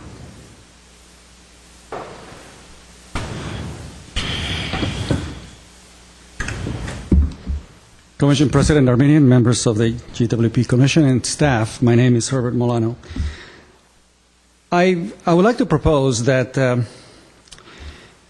that if you were to try to give me a summary back from what you've seen right now, I think you'd be pretty highly challenged to recall the numbers that were presented to you. I would suggest that this type of presentation be redone, because it does not allow a proper evaluation year to year of what's taking place. It is my contention that the best way to do this type of comparisons are by establishing a firm base for comparison from year to year. For example, it would be nice to have a report of the operating expenses by megawatt hour. How much is labor per megawatt hour? How many employees per megawatt hour? What is the cost of M&O for megawatt hour? And then do it for the last 10 years and see what is taking place. Because it's the only way that it really makes relevant, because you're raising and lowering the prices of the kilowatt hour, let's say. So how can you know whether one year is more effective than the other, and whether you're allocating sufficient amount of capital investment that the utility needs? Let me give you an example. In terms of, this is from the report, the CAFR. There's a statistical section, and this is what should accompany a report of this magnitude. Here we have megawatt hour sales for 2011 of 358,000 megawatt hours of actual production or delivery. You have to go back to 2003, basically, to look at the lowering of the production comparatively. Yet, during all of those years, we saw a significant increase in the overall revenues coming into the Glendale Water and Power, except for the past year. And that's when it becomes relevant. We've had the highest electrical rates until last year. And I did the comparison myself. We had a drop of 9% and we had a reduction of about 4%. That's about a 12% reduction. But you cannot do a proper comparison if you're not evening out the basis under which you're going to do the comparison. For water, I would say get the cost per acre feet. What is the M&O per acre feet? What is the number of employees per acre feet, and so forth, so that you can look at it year to year and get an assessment as to where we really are.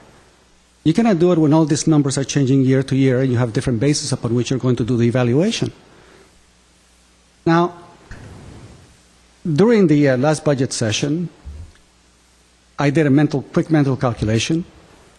We roughly have $200 million in capital improvement for water and $300 million for electric. So the question should be, what percentage of the total sales or revenues are needed every single year in order to get back to where the city has a reliable infrastructure for water and electricity? And that is the question that should have been asked all of these past years. Someone should have said, look, we need $15 million a year in water and $30 million in electricity every single year just to keep up the infrastructure. Because if you had that information, you would have no justification for recommending in any way the transfers that occurred from the Glendale Water and Power to the city, to the general fund. There wasn't. Not by any means. I have brought with me some other reports showing the increases in payroll and benefits for the past 10 years. Overall, citywide. I mentioned before that they're nearly an exponential growth. And there wasn't enough money within the property tax or the sales tax or the other sources of revenues and fees. So in order to sustain those increases in pensions and benefits, the city had to tap into the Glendale Water and Power and move that money over, to the detriment of the infrastructure. Let me put it another way. We deferred essential, crucial capital improvement so that we could provide luxury pensions. That's what has occurred. And that's why I'm so incredibly against additional bond issues, because it just simply says we are not going to make the corrections that need to be made with regard to a prudent government. And that's where you come in. Look, if they threaten to kick you out, so be it. At some point, you have to represent, someone has to represent the public's interest, the ratepayers and the taxpayers and the residents. Thank you very much. Next speaker, Aram Kazazian.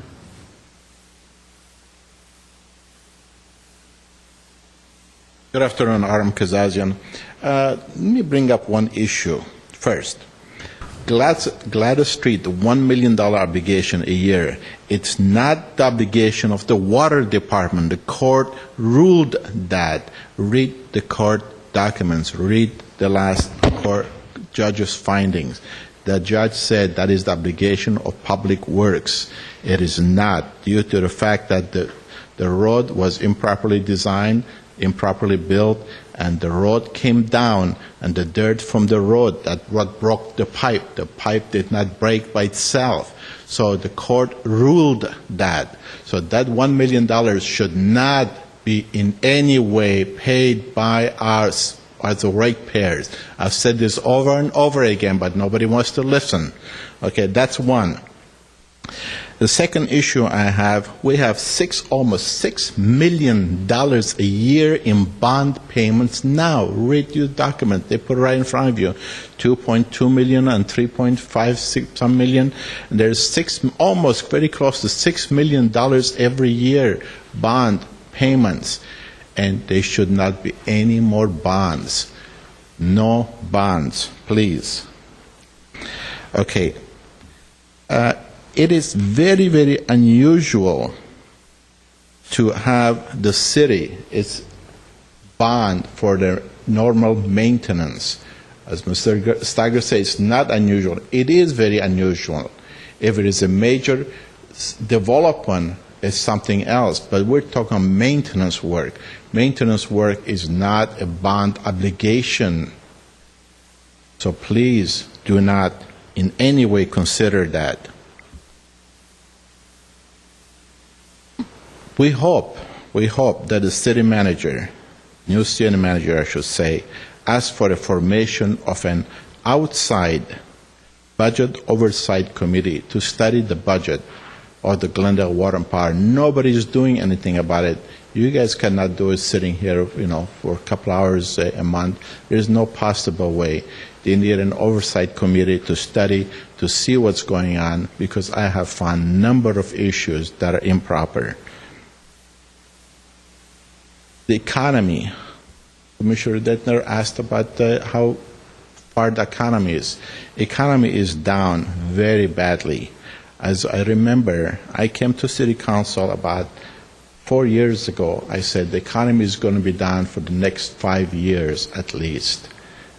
And please do not do what you're doing, some of the rate increases you do. Even the building permits, they increase the fees. Nobody could build them.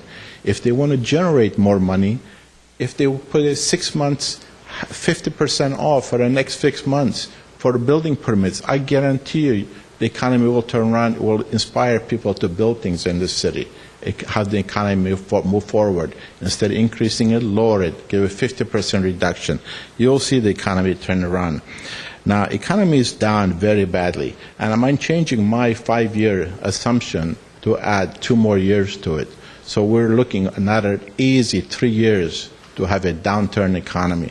If you're an outside world, not locked in a room where there's no senses of what's going on in economy is very bad. There are people out there, they cannot even afford to turn their lights on. I know people that call me. I have an email list of over 2,000 people from a few years ago that are always emailing to me. We can't afford to have our lights on. We can't afford to take showers. We can't afford to go to the bathroom. We cannot, what are we going to do? We're out of work. My husband is out of work. The pressure on them. These are the people that are making $30,000, $40,000 a year, and they can't even afford to turn their lights on. Elderly people, young people, all type of people. How much more are we going to drain out of these people? See, the inside over here, nobody realized that. But if you want me to, I'll start emailing all this to Mr. Steiger. He'll get at least a couple of thousand emails a day, I guarantee you, of people can't afford to do things. Okay, I don't think you want to go through that.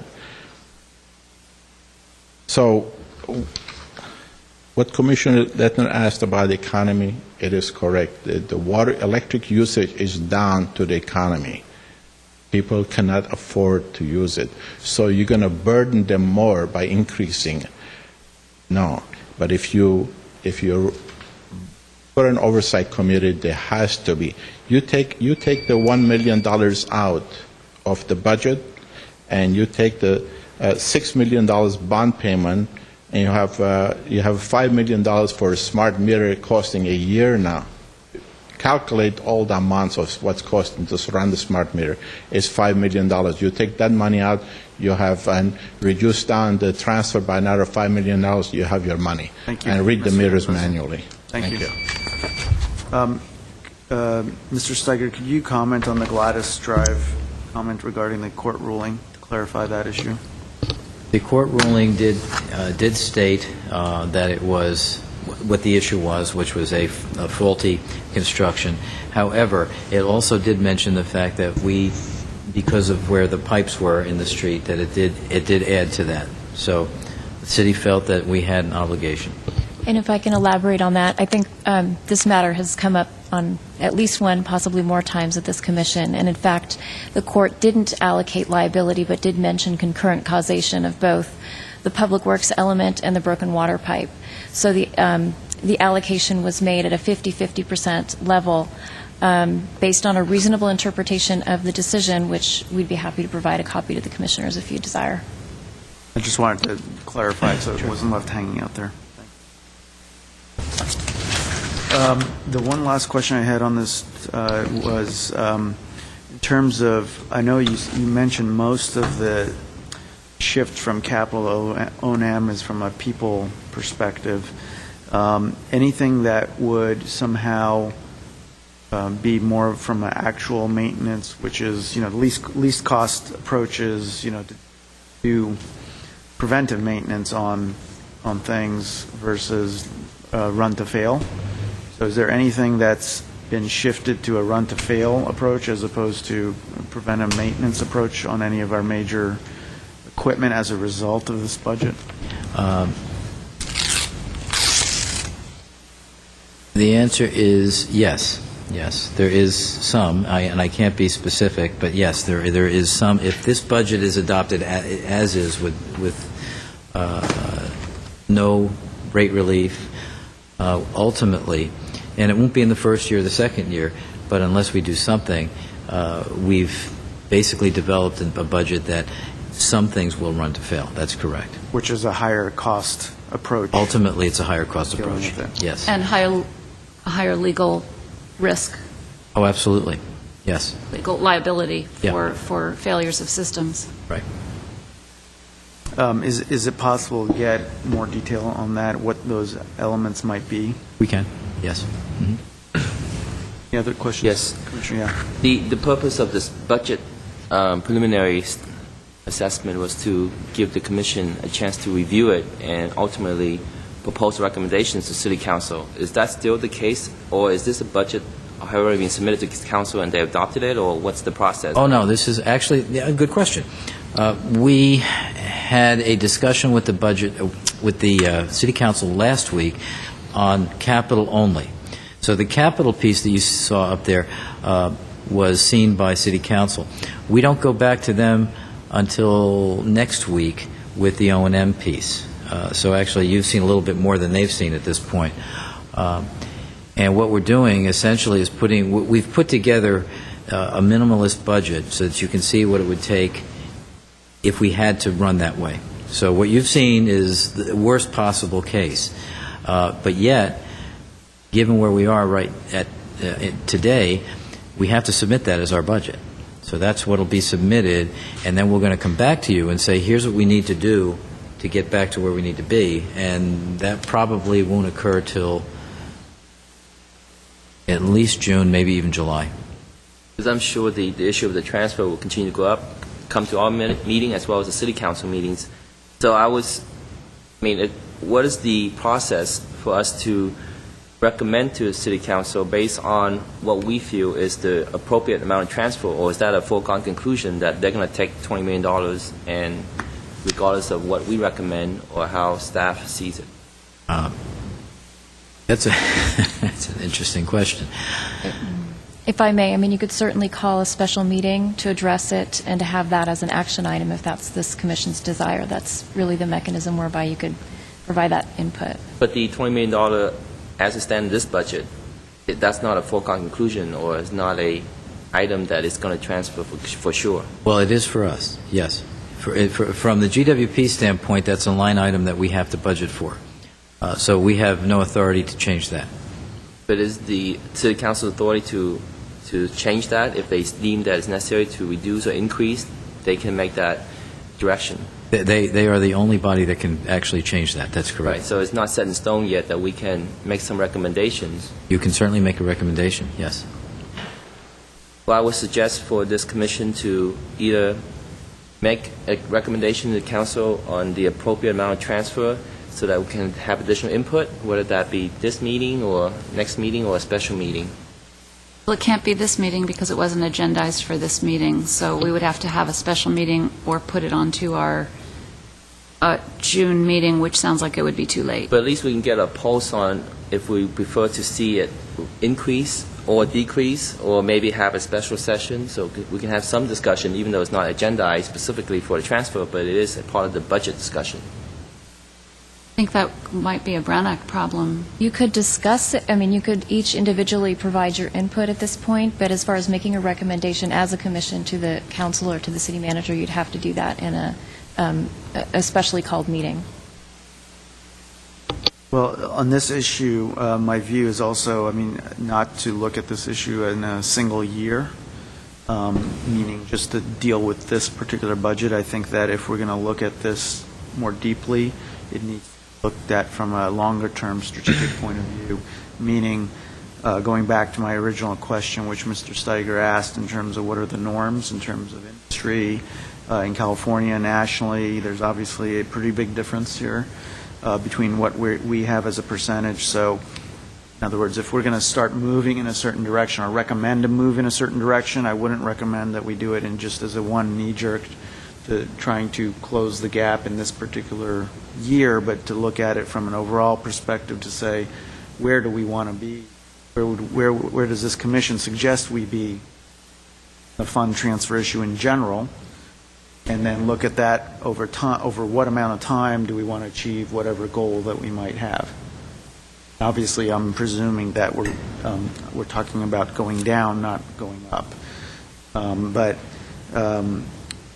So, if we were to have a special meeting on this to discuss it, I would recommend that the context of it be not just in terms of the next fiscal year budget, but over, kind of where do we want to be, generally speaking, and decide on a recommendation that has the bigger picture. No, I agree we should look at the short-term and long-term, and possibly the long-term might get discarded because we can come up with long-term recommendation, but the immediate need that people see is the short-term recommendation, and it impacts this year's budget cycle as well as maybe next year. But if we want to make a long-term recommendation, I think previous commission has recommended that. There'll be no transfer or maybe a certain percentage of transfer, but that's always a discretion of city council. So we can, but I think the emphasis should be on the short term because people are concerned about what is now, how it impacts the rates, and what does that mean to the city's budget.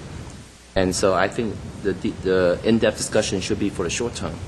Well, I think that the one thing that two things we need to keep in mind on both sides of the equation. One is if we're going to be going, as you suggest, for bonds and rate increase to help balance this situation, then the first question that's going to come up, just like it did on the water side originally, even though the water transfer stopped, is, well, you're already transferring a certain amount to the general fund. Now you're asking us for more. Where is that money that we're transferring going? Kind of explaining those types of things. It's going to come up one way or another, whether it's in this budget cycle or whether it's in the process of proposing a electric rate increase. It's going to continue coming up. That's one side of the issue. The other side of the issue is there's a reality before the city, which is beyond the scope of this commission, which is we know that there's a budget shortfall. And so as the city council is looking at this overall budget for the city and trying to, yet again, bridge a gap like they had last year, proposing a decrease in the general fund transfer is only going to widen that gap, and it's going to have to eventually, as we look at it from one city's perspective, come from somewhere. Just something to keep in mind. It's beyond our scope. Our job is to make the best recommendations from a strictly GWP perspective, but I think we should keep in mind the bigger picture as well from that perspective, just knowing what the city council is going to be faced with in this budget cycle. But just a point of clarification regarding the transfer or the overall budget.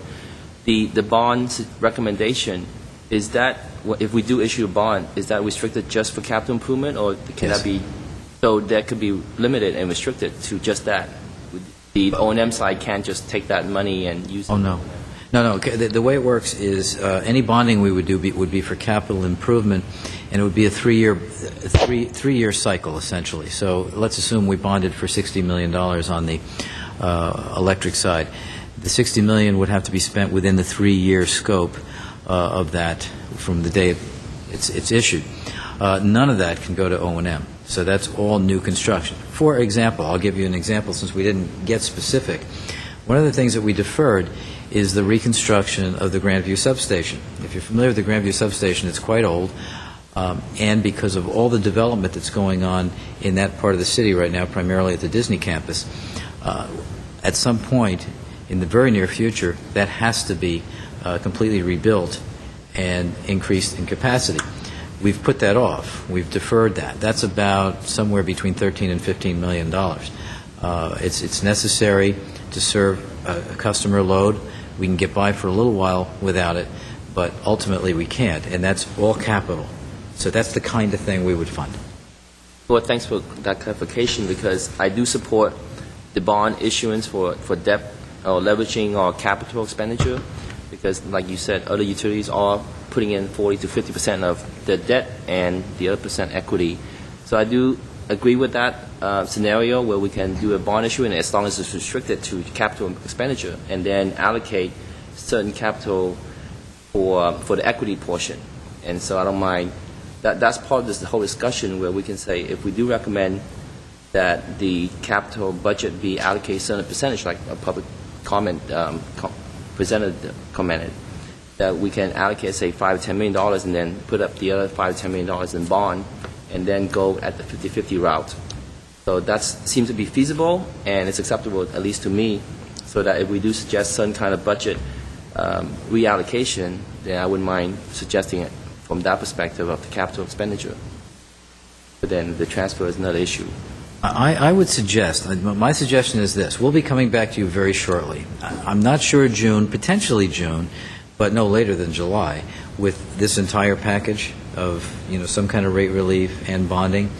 When we do, I think that would probably be the appropriate time to have this discussion with the transfer as to how that would impact it, and it makes sense. I think you're right. I don't think it matters at this point. Even if you had a special session within a couple of weeks, it's not going to have any impact on this budget that's being prepared right now. I think that for the city. I think it's worth a discussion, however, moving forward.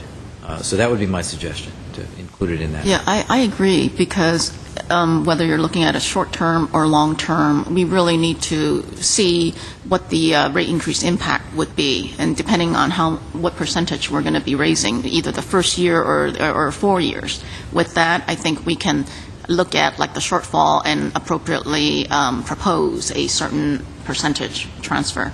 I agree 13% is high compared to all of the other utilities, all the other cities.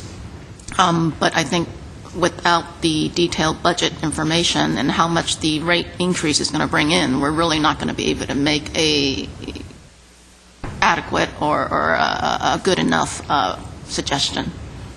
So I agree with them.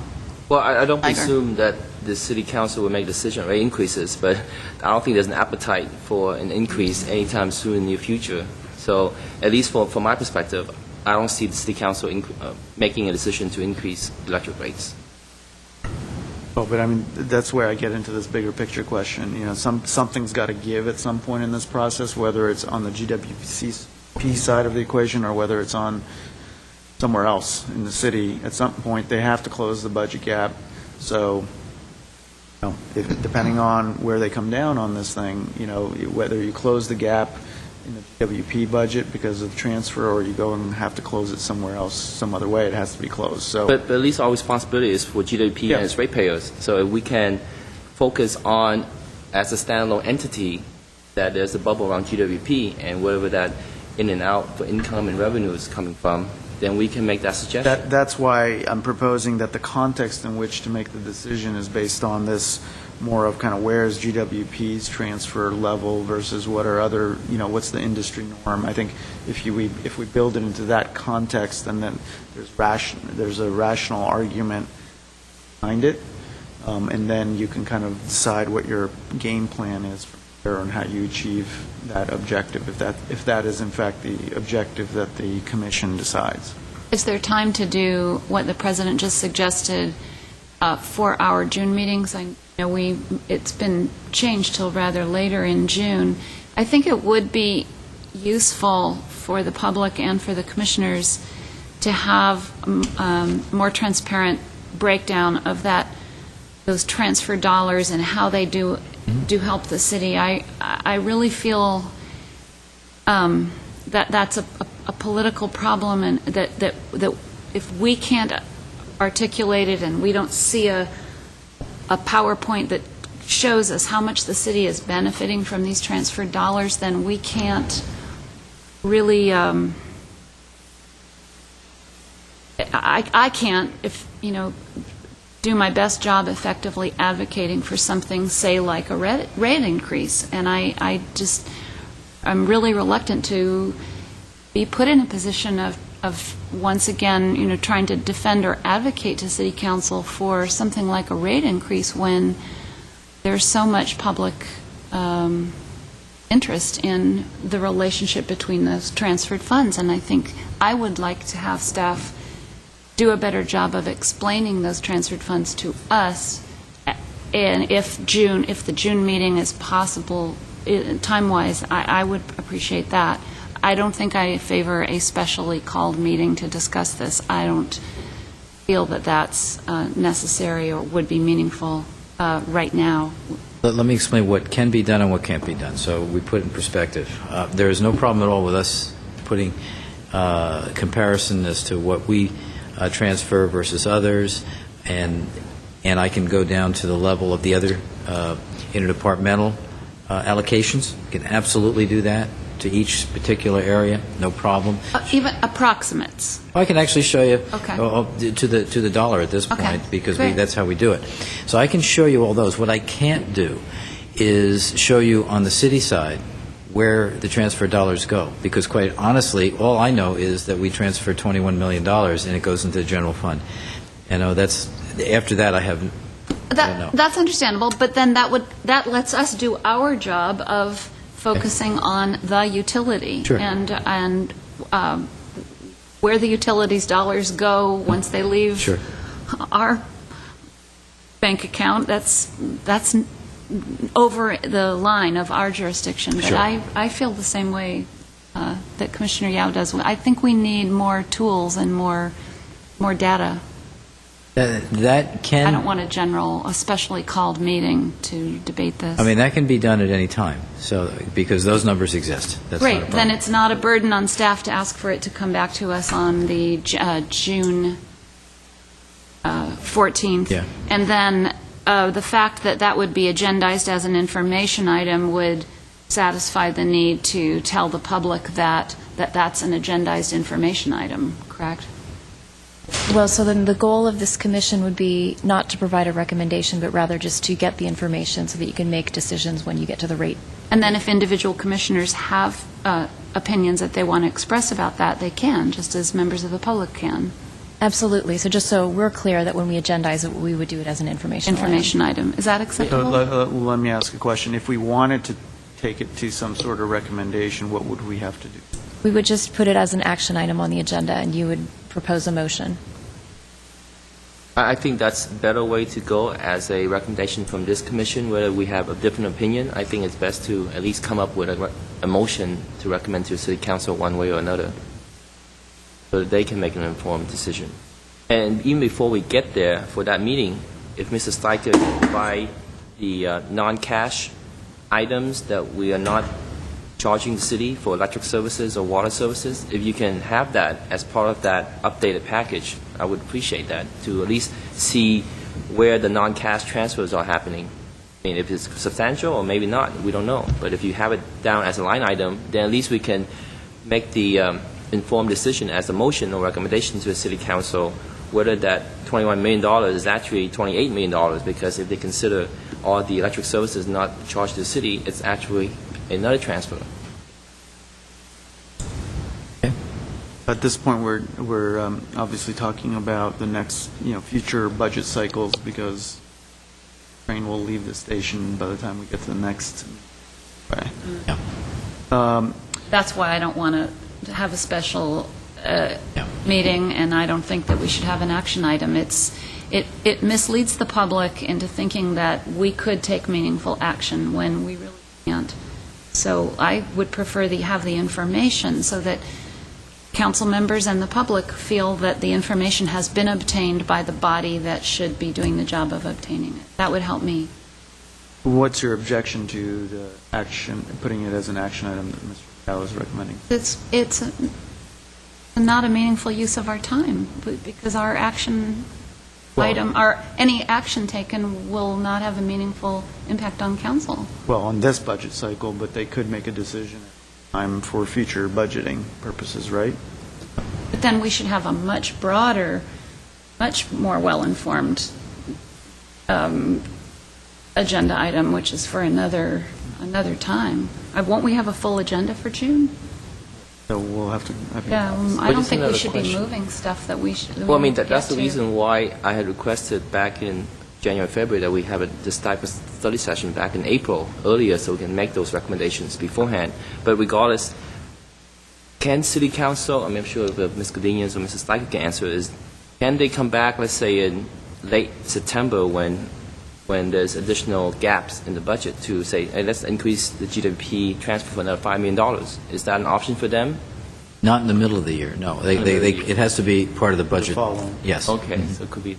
But that's why I want to make a recommendation, so that they can consider that for the following year or future years. Well, let me suggest this, because this topic is not solved with one meeting. And number two, even if we did have it as an action item, it won't make it in time for this particular budget cycle, which means we have got a little bit of time, is what I'm saying.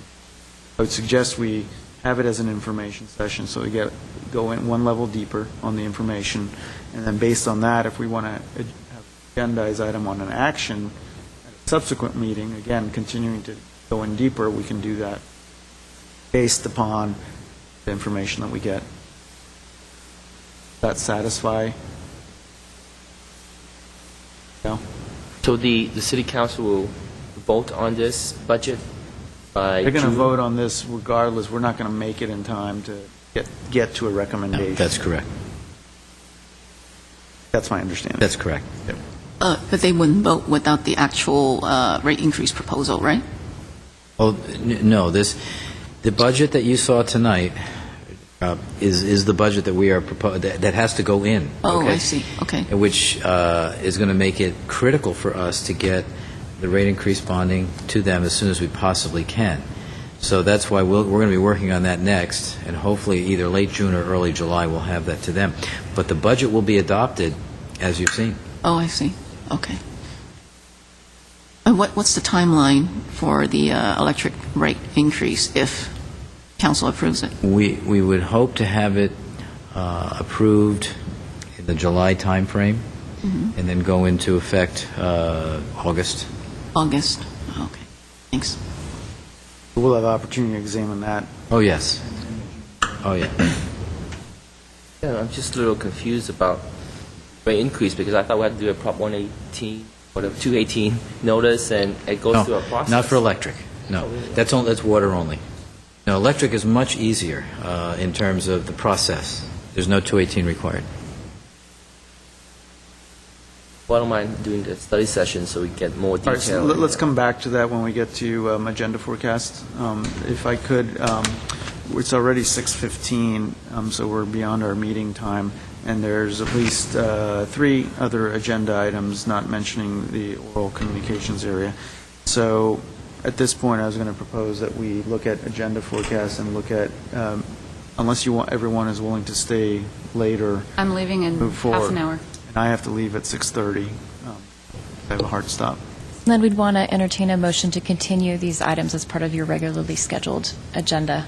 if that's the case. And can we examine the agenda forecast? to Sure. see what we have to move around?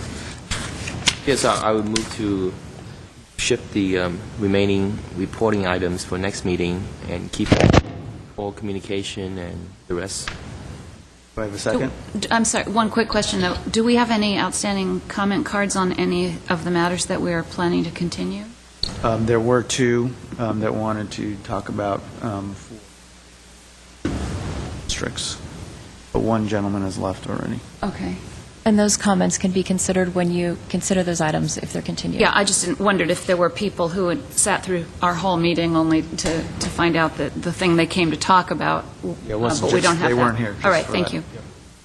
So do I have a second on that motion?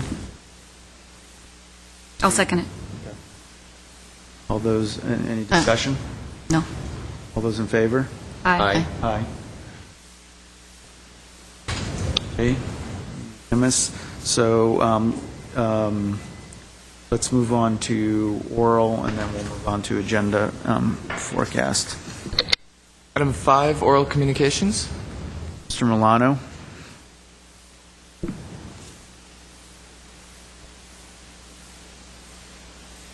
Oh, of course.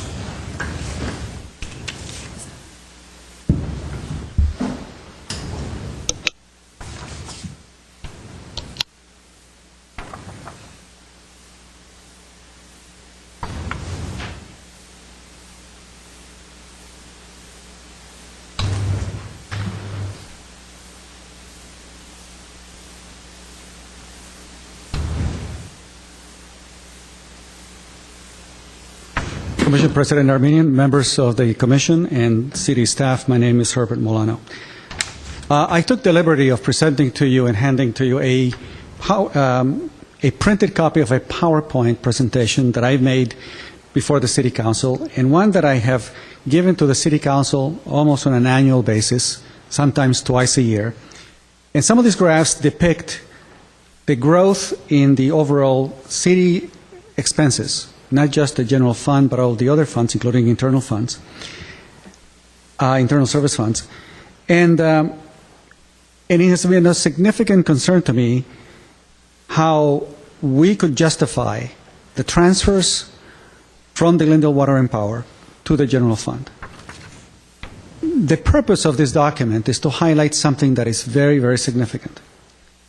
And that is that the growth of the payroll of the City of Glendale, the growth in the number of employees, particularly middle management, the growth of the pension obligation, the growth of medical insurance have been so significant that the city has continually used the Glendale Water and Power as their cash cow to support the abuses that have taken place within the general fund and the internal funds, and some of the other funds as well.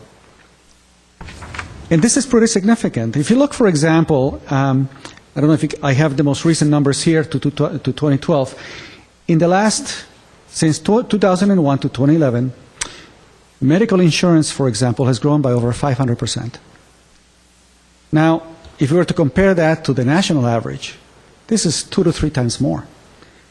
If you were to compare what has occurred with regard to police and fire, their cost of personnel and pensions, it has been well over twice the amount in the last 10 years, just the growth there. This is while the population of Glendale has remained fairly steady. Now, I know that discussing the general fund and discussing the overall governmental funds is not the purview of this commission, but what it is relevant to you is that in order to allow for the transfers to occur, you had to postpone what are crucial and critical needs within GWP. And I'll mention just a couple that I've mentioned in the past. Let's take the water mains that go and service the Adams Hill area. They are so incredibly deficient that we actually place in jeopardy the lives and properties of the residents in Adams Hill. And I don't know if you were here back in 1991, I think, or 92, when we had the College Hills fire. You know, if we had not had a good infrastructure, I don't know where the firemen would have been able to obtain the water to be able to put that fire down.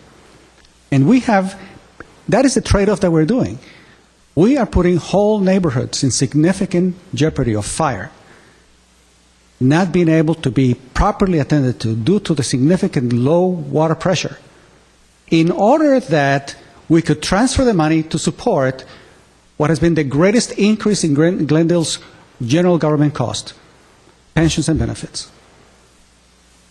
And that's what I'm trying to convey with these particular numbers. You know, if I were to look at how this economy has impacted the general ratepayer, I was trying to use the number of individuals who submit or request some type of consideration with regard to their bill. And we have thousands upon thousands of people who cannot today meet those bills. There's always going to be a certain number who basically don't pay, but this is significant. Or I can tell you as a property owner, relying, on income property, that I've reduced the rents to my tenants by well over 15% in the last 3 years, just to help them stay in my buildings.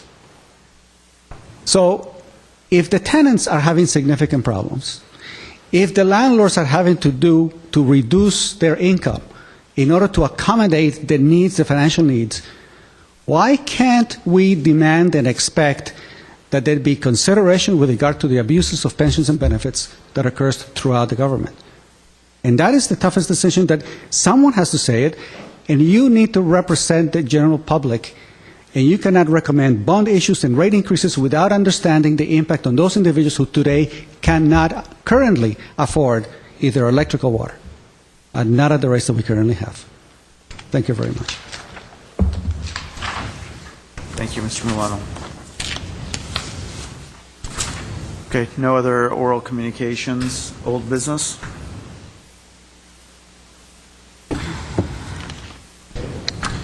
New business agenda forecast.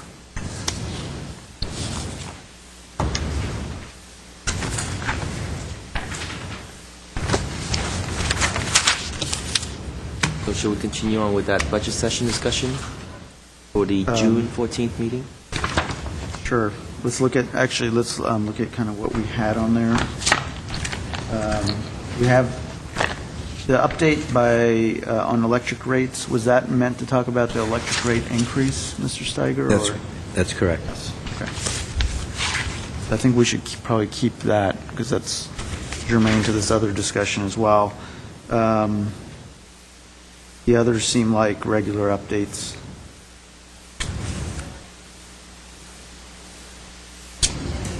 Correct. Although, are we permitted to move those to any other date? Sure, you could do that.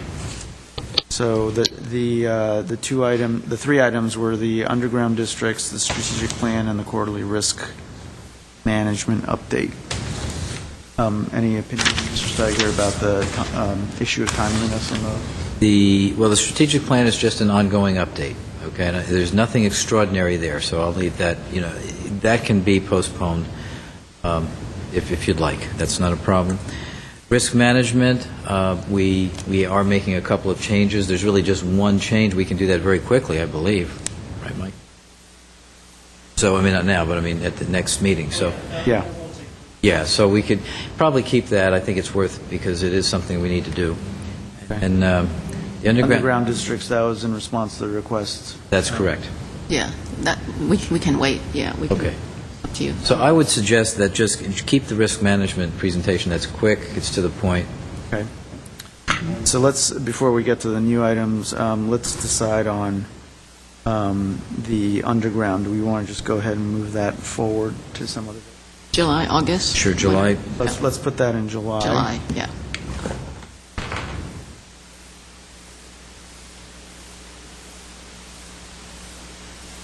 Okay, and then the strategic plan update?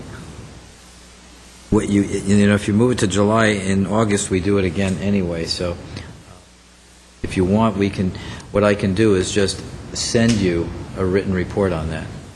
As I say, there's nothing extraordinary. Or I was going to suggest, if we're moving other things in June, we could just kind of have it in June, but we can do that. Kind of move the others forward one month. I think it's important to keep up with that. Yep, okay. So strategic plan we will have on June. Then we should keep, and what's currently on June, which is electric rates, I think we should keep. We do have smart grid in July. What does everyone think about just eliminating smart grid update for June? Is there anything, Mr. Tiger, that?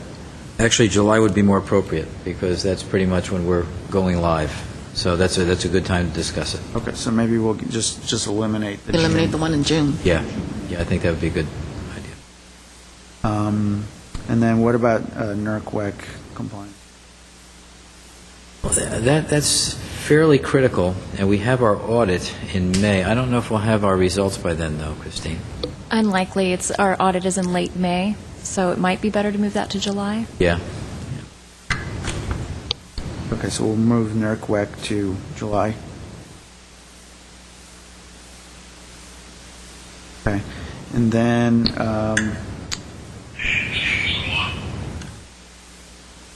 that only leaves electric rates, customer service, and then if we want to add Strategic plan.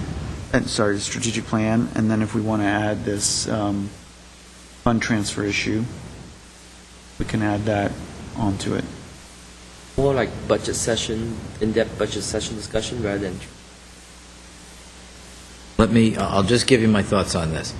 As you saw today, once you get into a budget discussion, my personal opinion is when you do a budget discussion, that should be the only thing you talk about, especially in depth. You'll take 2 hours easily to discuss that. So if you want an in-depth budget discussion, it's going to be hard to keep it as an agendized item on this. You'd have to, you don't have to, but I would suggest a separate meeting for it, if that's what you'd really like an in-depth. Unless, this is tied to the electric rates, so that's why we're keeping that. We could move customer service out as well. That would allow a lot of. Yeah, you can do And all that. you have is your rates, your strat plan, and your budget. Let's do that. Let's move customer service. July. Well, for now, let's put it in July. That's pretty heavy. That's 6 items on the agenda. But why don't we do that for now, and then we can. The next customer service update is September. So let me get this clear. We're going to have electric rates on June 14th, and are we having the informational session for the transfer as well? Is that what we're discussing? Oh, okay.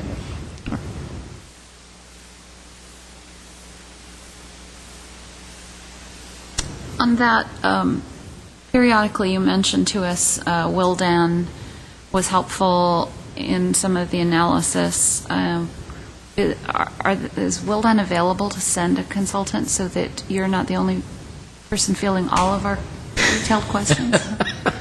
Well, the answer is yes, we could do that, but I don't mind fielding the questions. I know you don't, and you're good at it, but I wondered, sometimes the questions get really detailed, so just bring whoever you need to answer our questions. We can do that. This is a different group that, if you recall, it was Wildan that did the water rates. Right. It was a different group. Right. So just so you, So we'll be seeing What different group is faces. doing the electric rates? well, it's a completely different consultant. It's EES from. EES? Yeah, they're from somewhere up in the Northwest, I Oh, think. so it's not Wildan. Oh, it's not Wildan at all. No, my reference to Wildan was that you referred to them a allocation. couple times on the allocation. Right. But I just wondered if, No, we'll have our, when we do the electric rates, we'll have our consultant. It's not Wildan.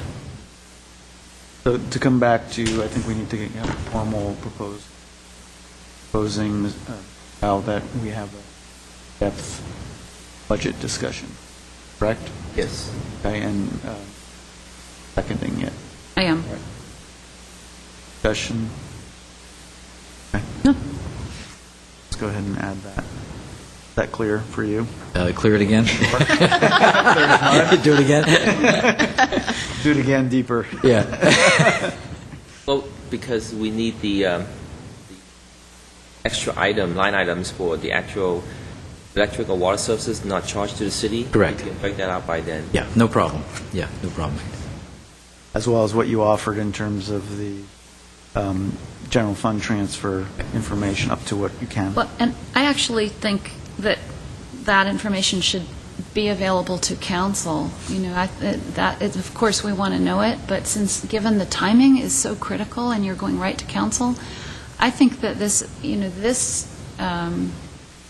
body, one of our roles is to help the staff go better prepared to answer council's questions and to deal with questions that the public raises. So I would just, strongly suggest you bring that level of detail to council and be ready to answer those questions. We're going to be getting it kind of after the fact. That's just a general comment. You don't need to respond. But. The other thing I would ask is that I know you threw out the numbers in terms of percentage levels of what the norm is Yep. versus what we are. I think any sort of backup to that would show some more detail on that front, that would be meaningful. Yes, that's, the APPA Yeah, report has done that. We'll provide that. Yep. Yep. Okay. Any other agenda items? Then I'll entertain a motion to end the meeting. So moved. Second? I second. Favor? Aye. Aye. Thank you. Meeting's adjourned.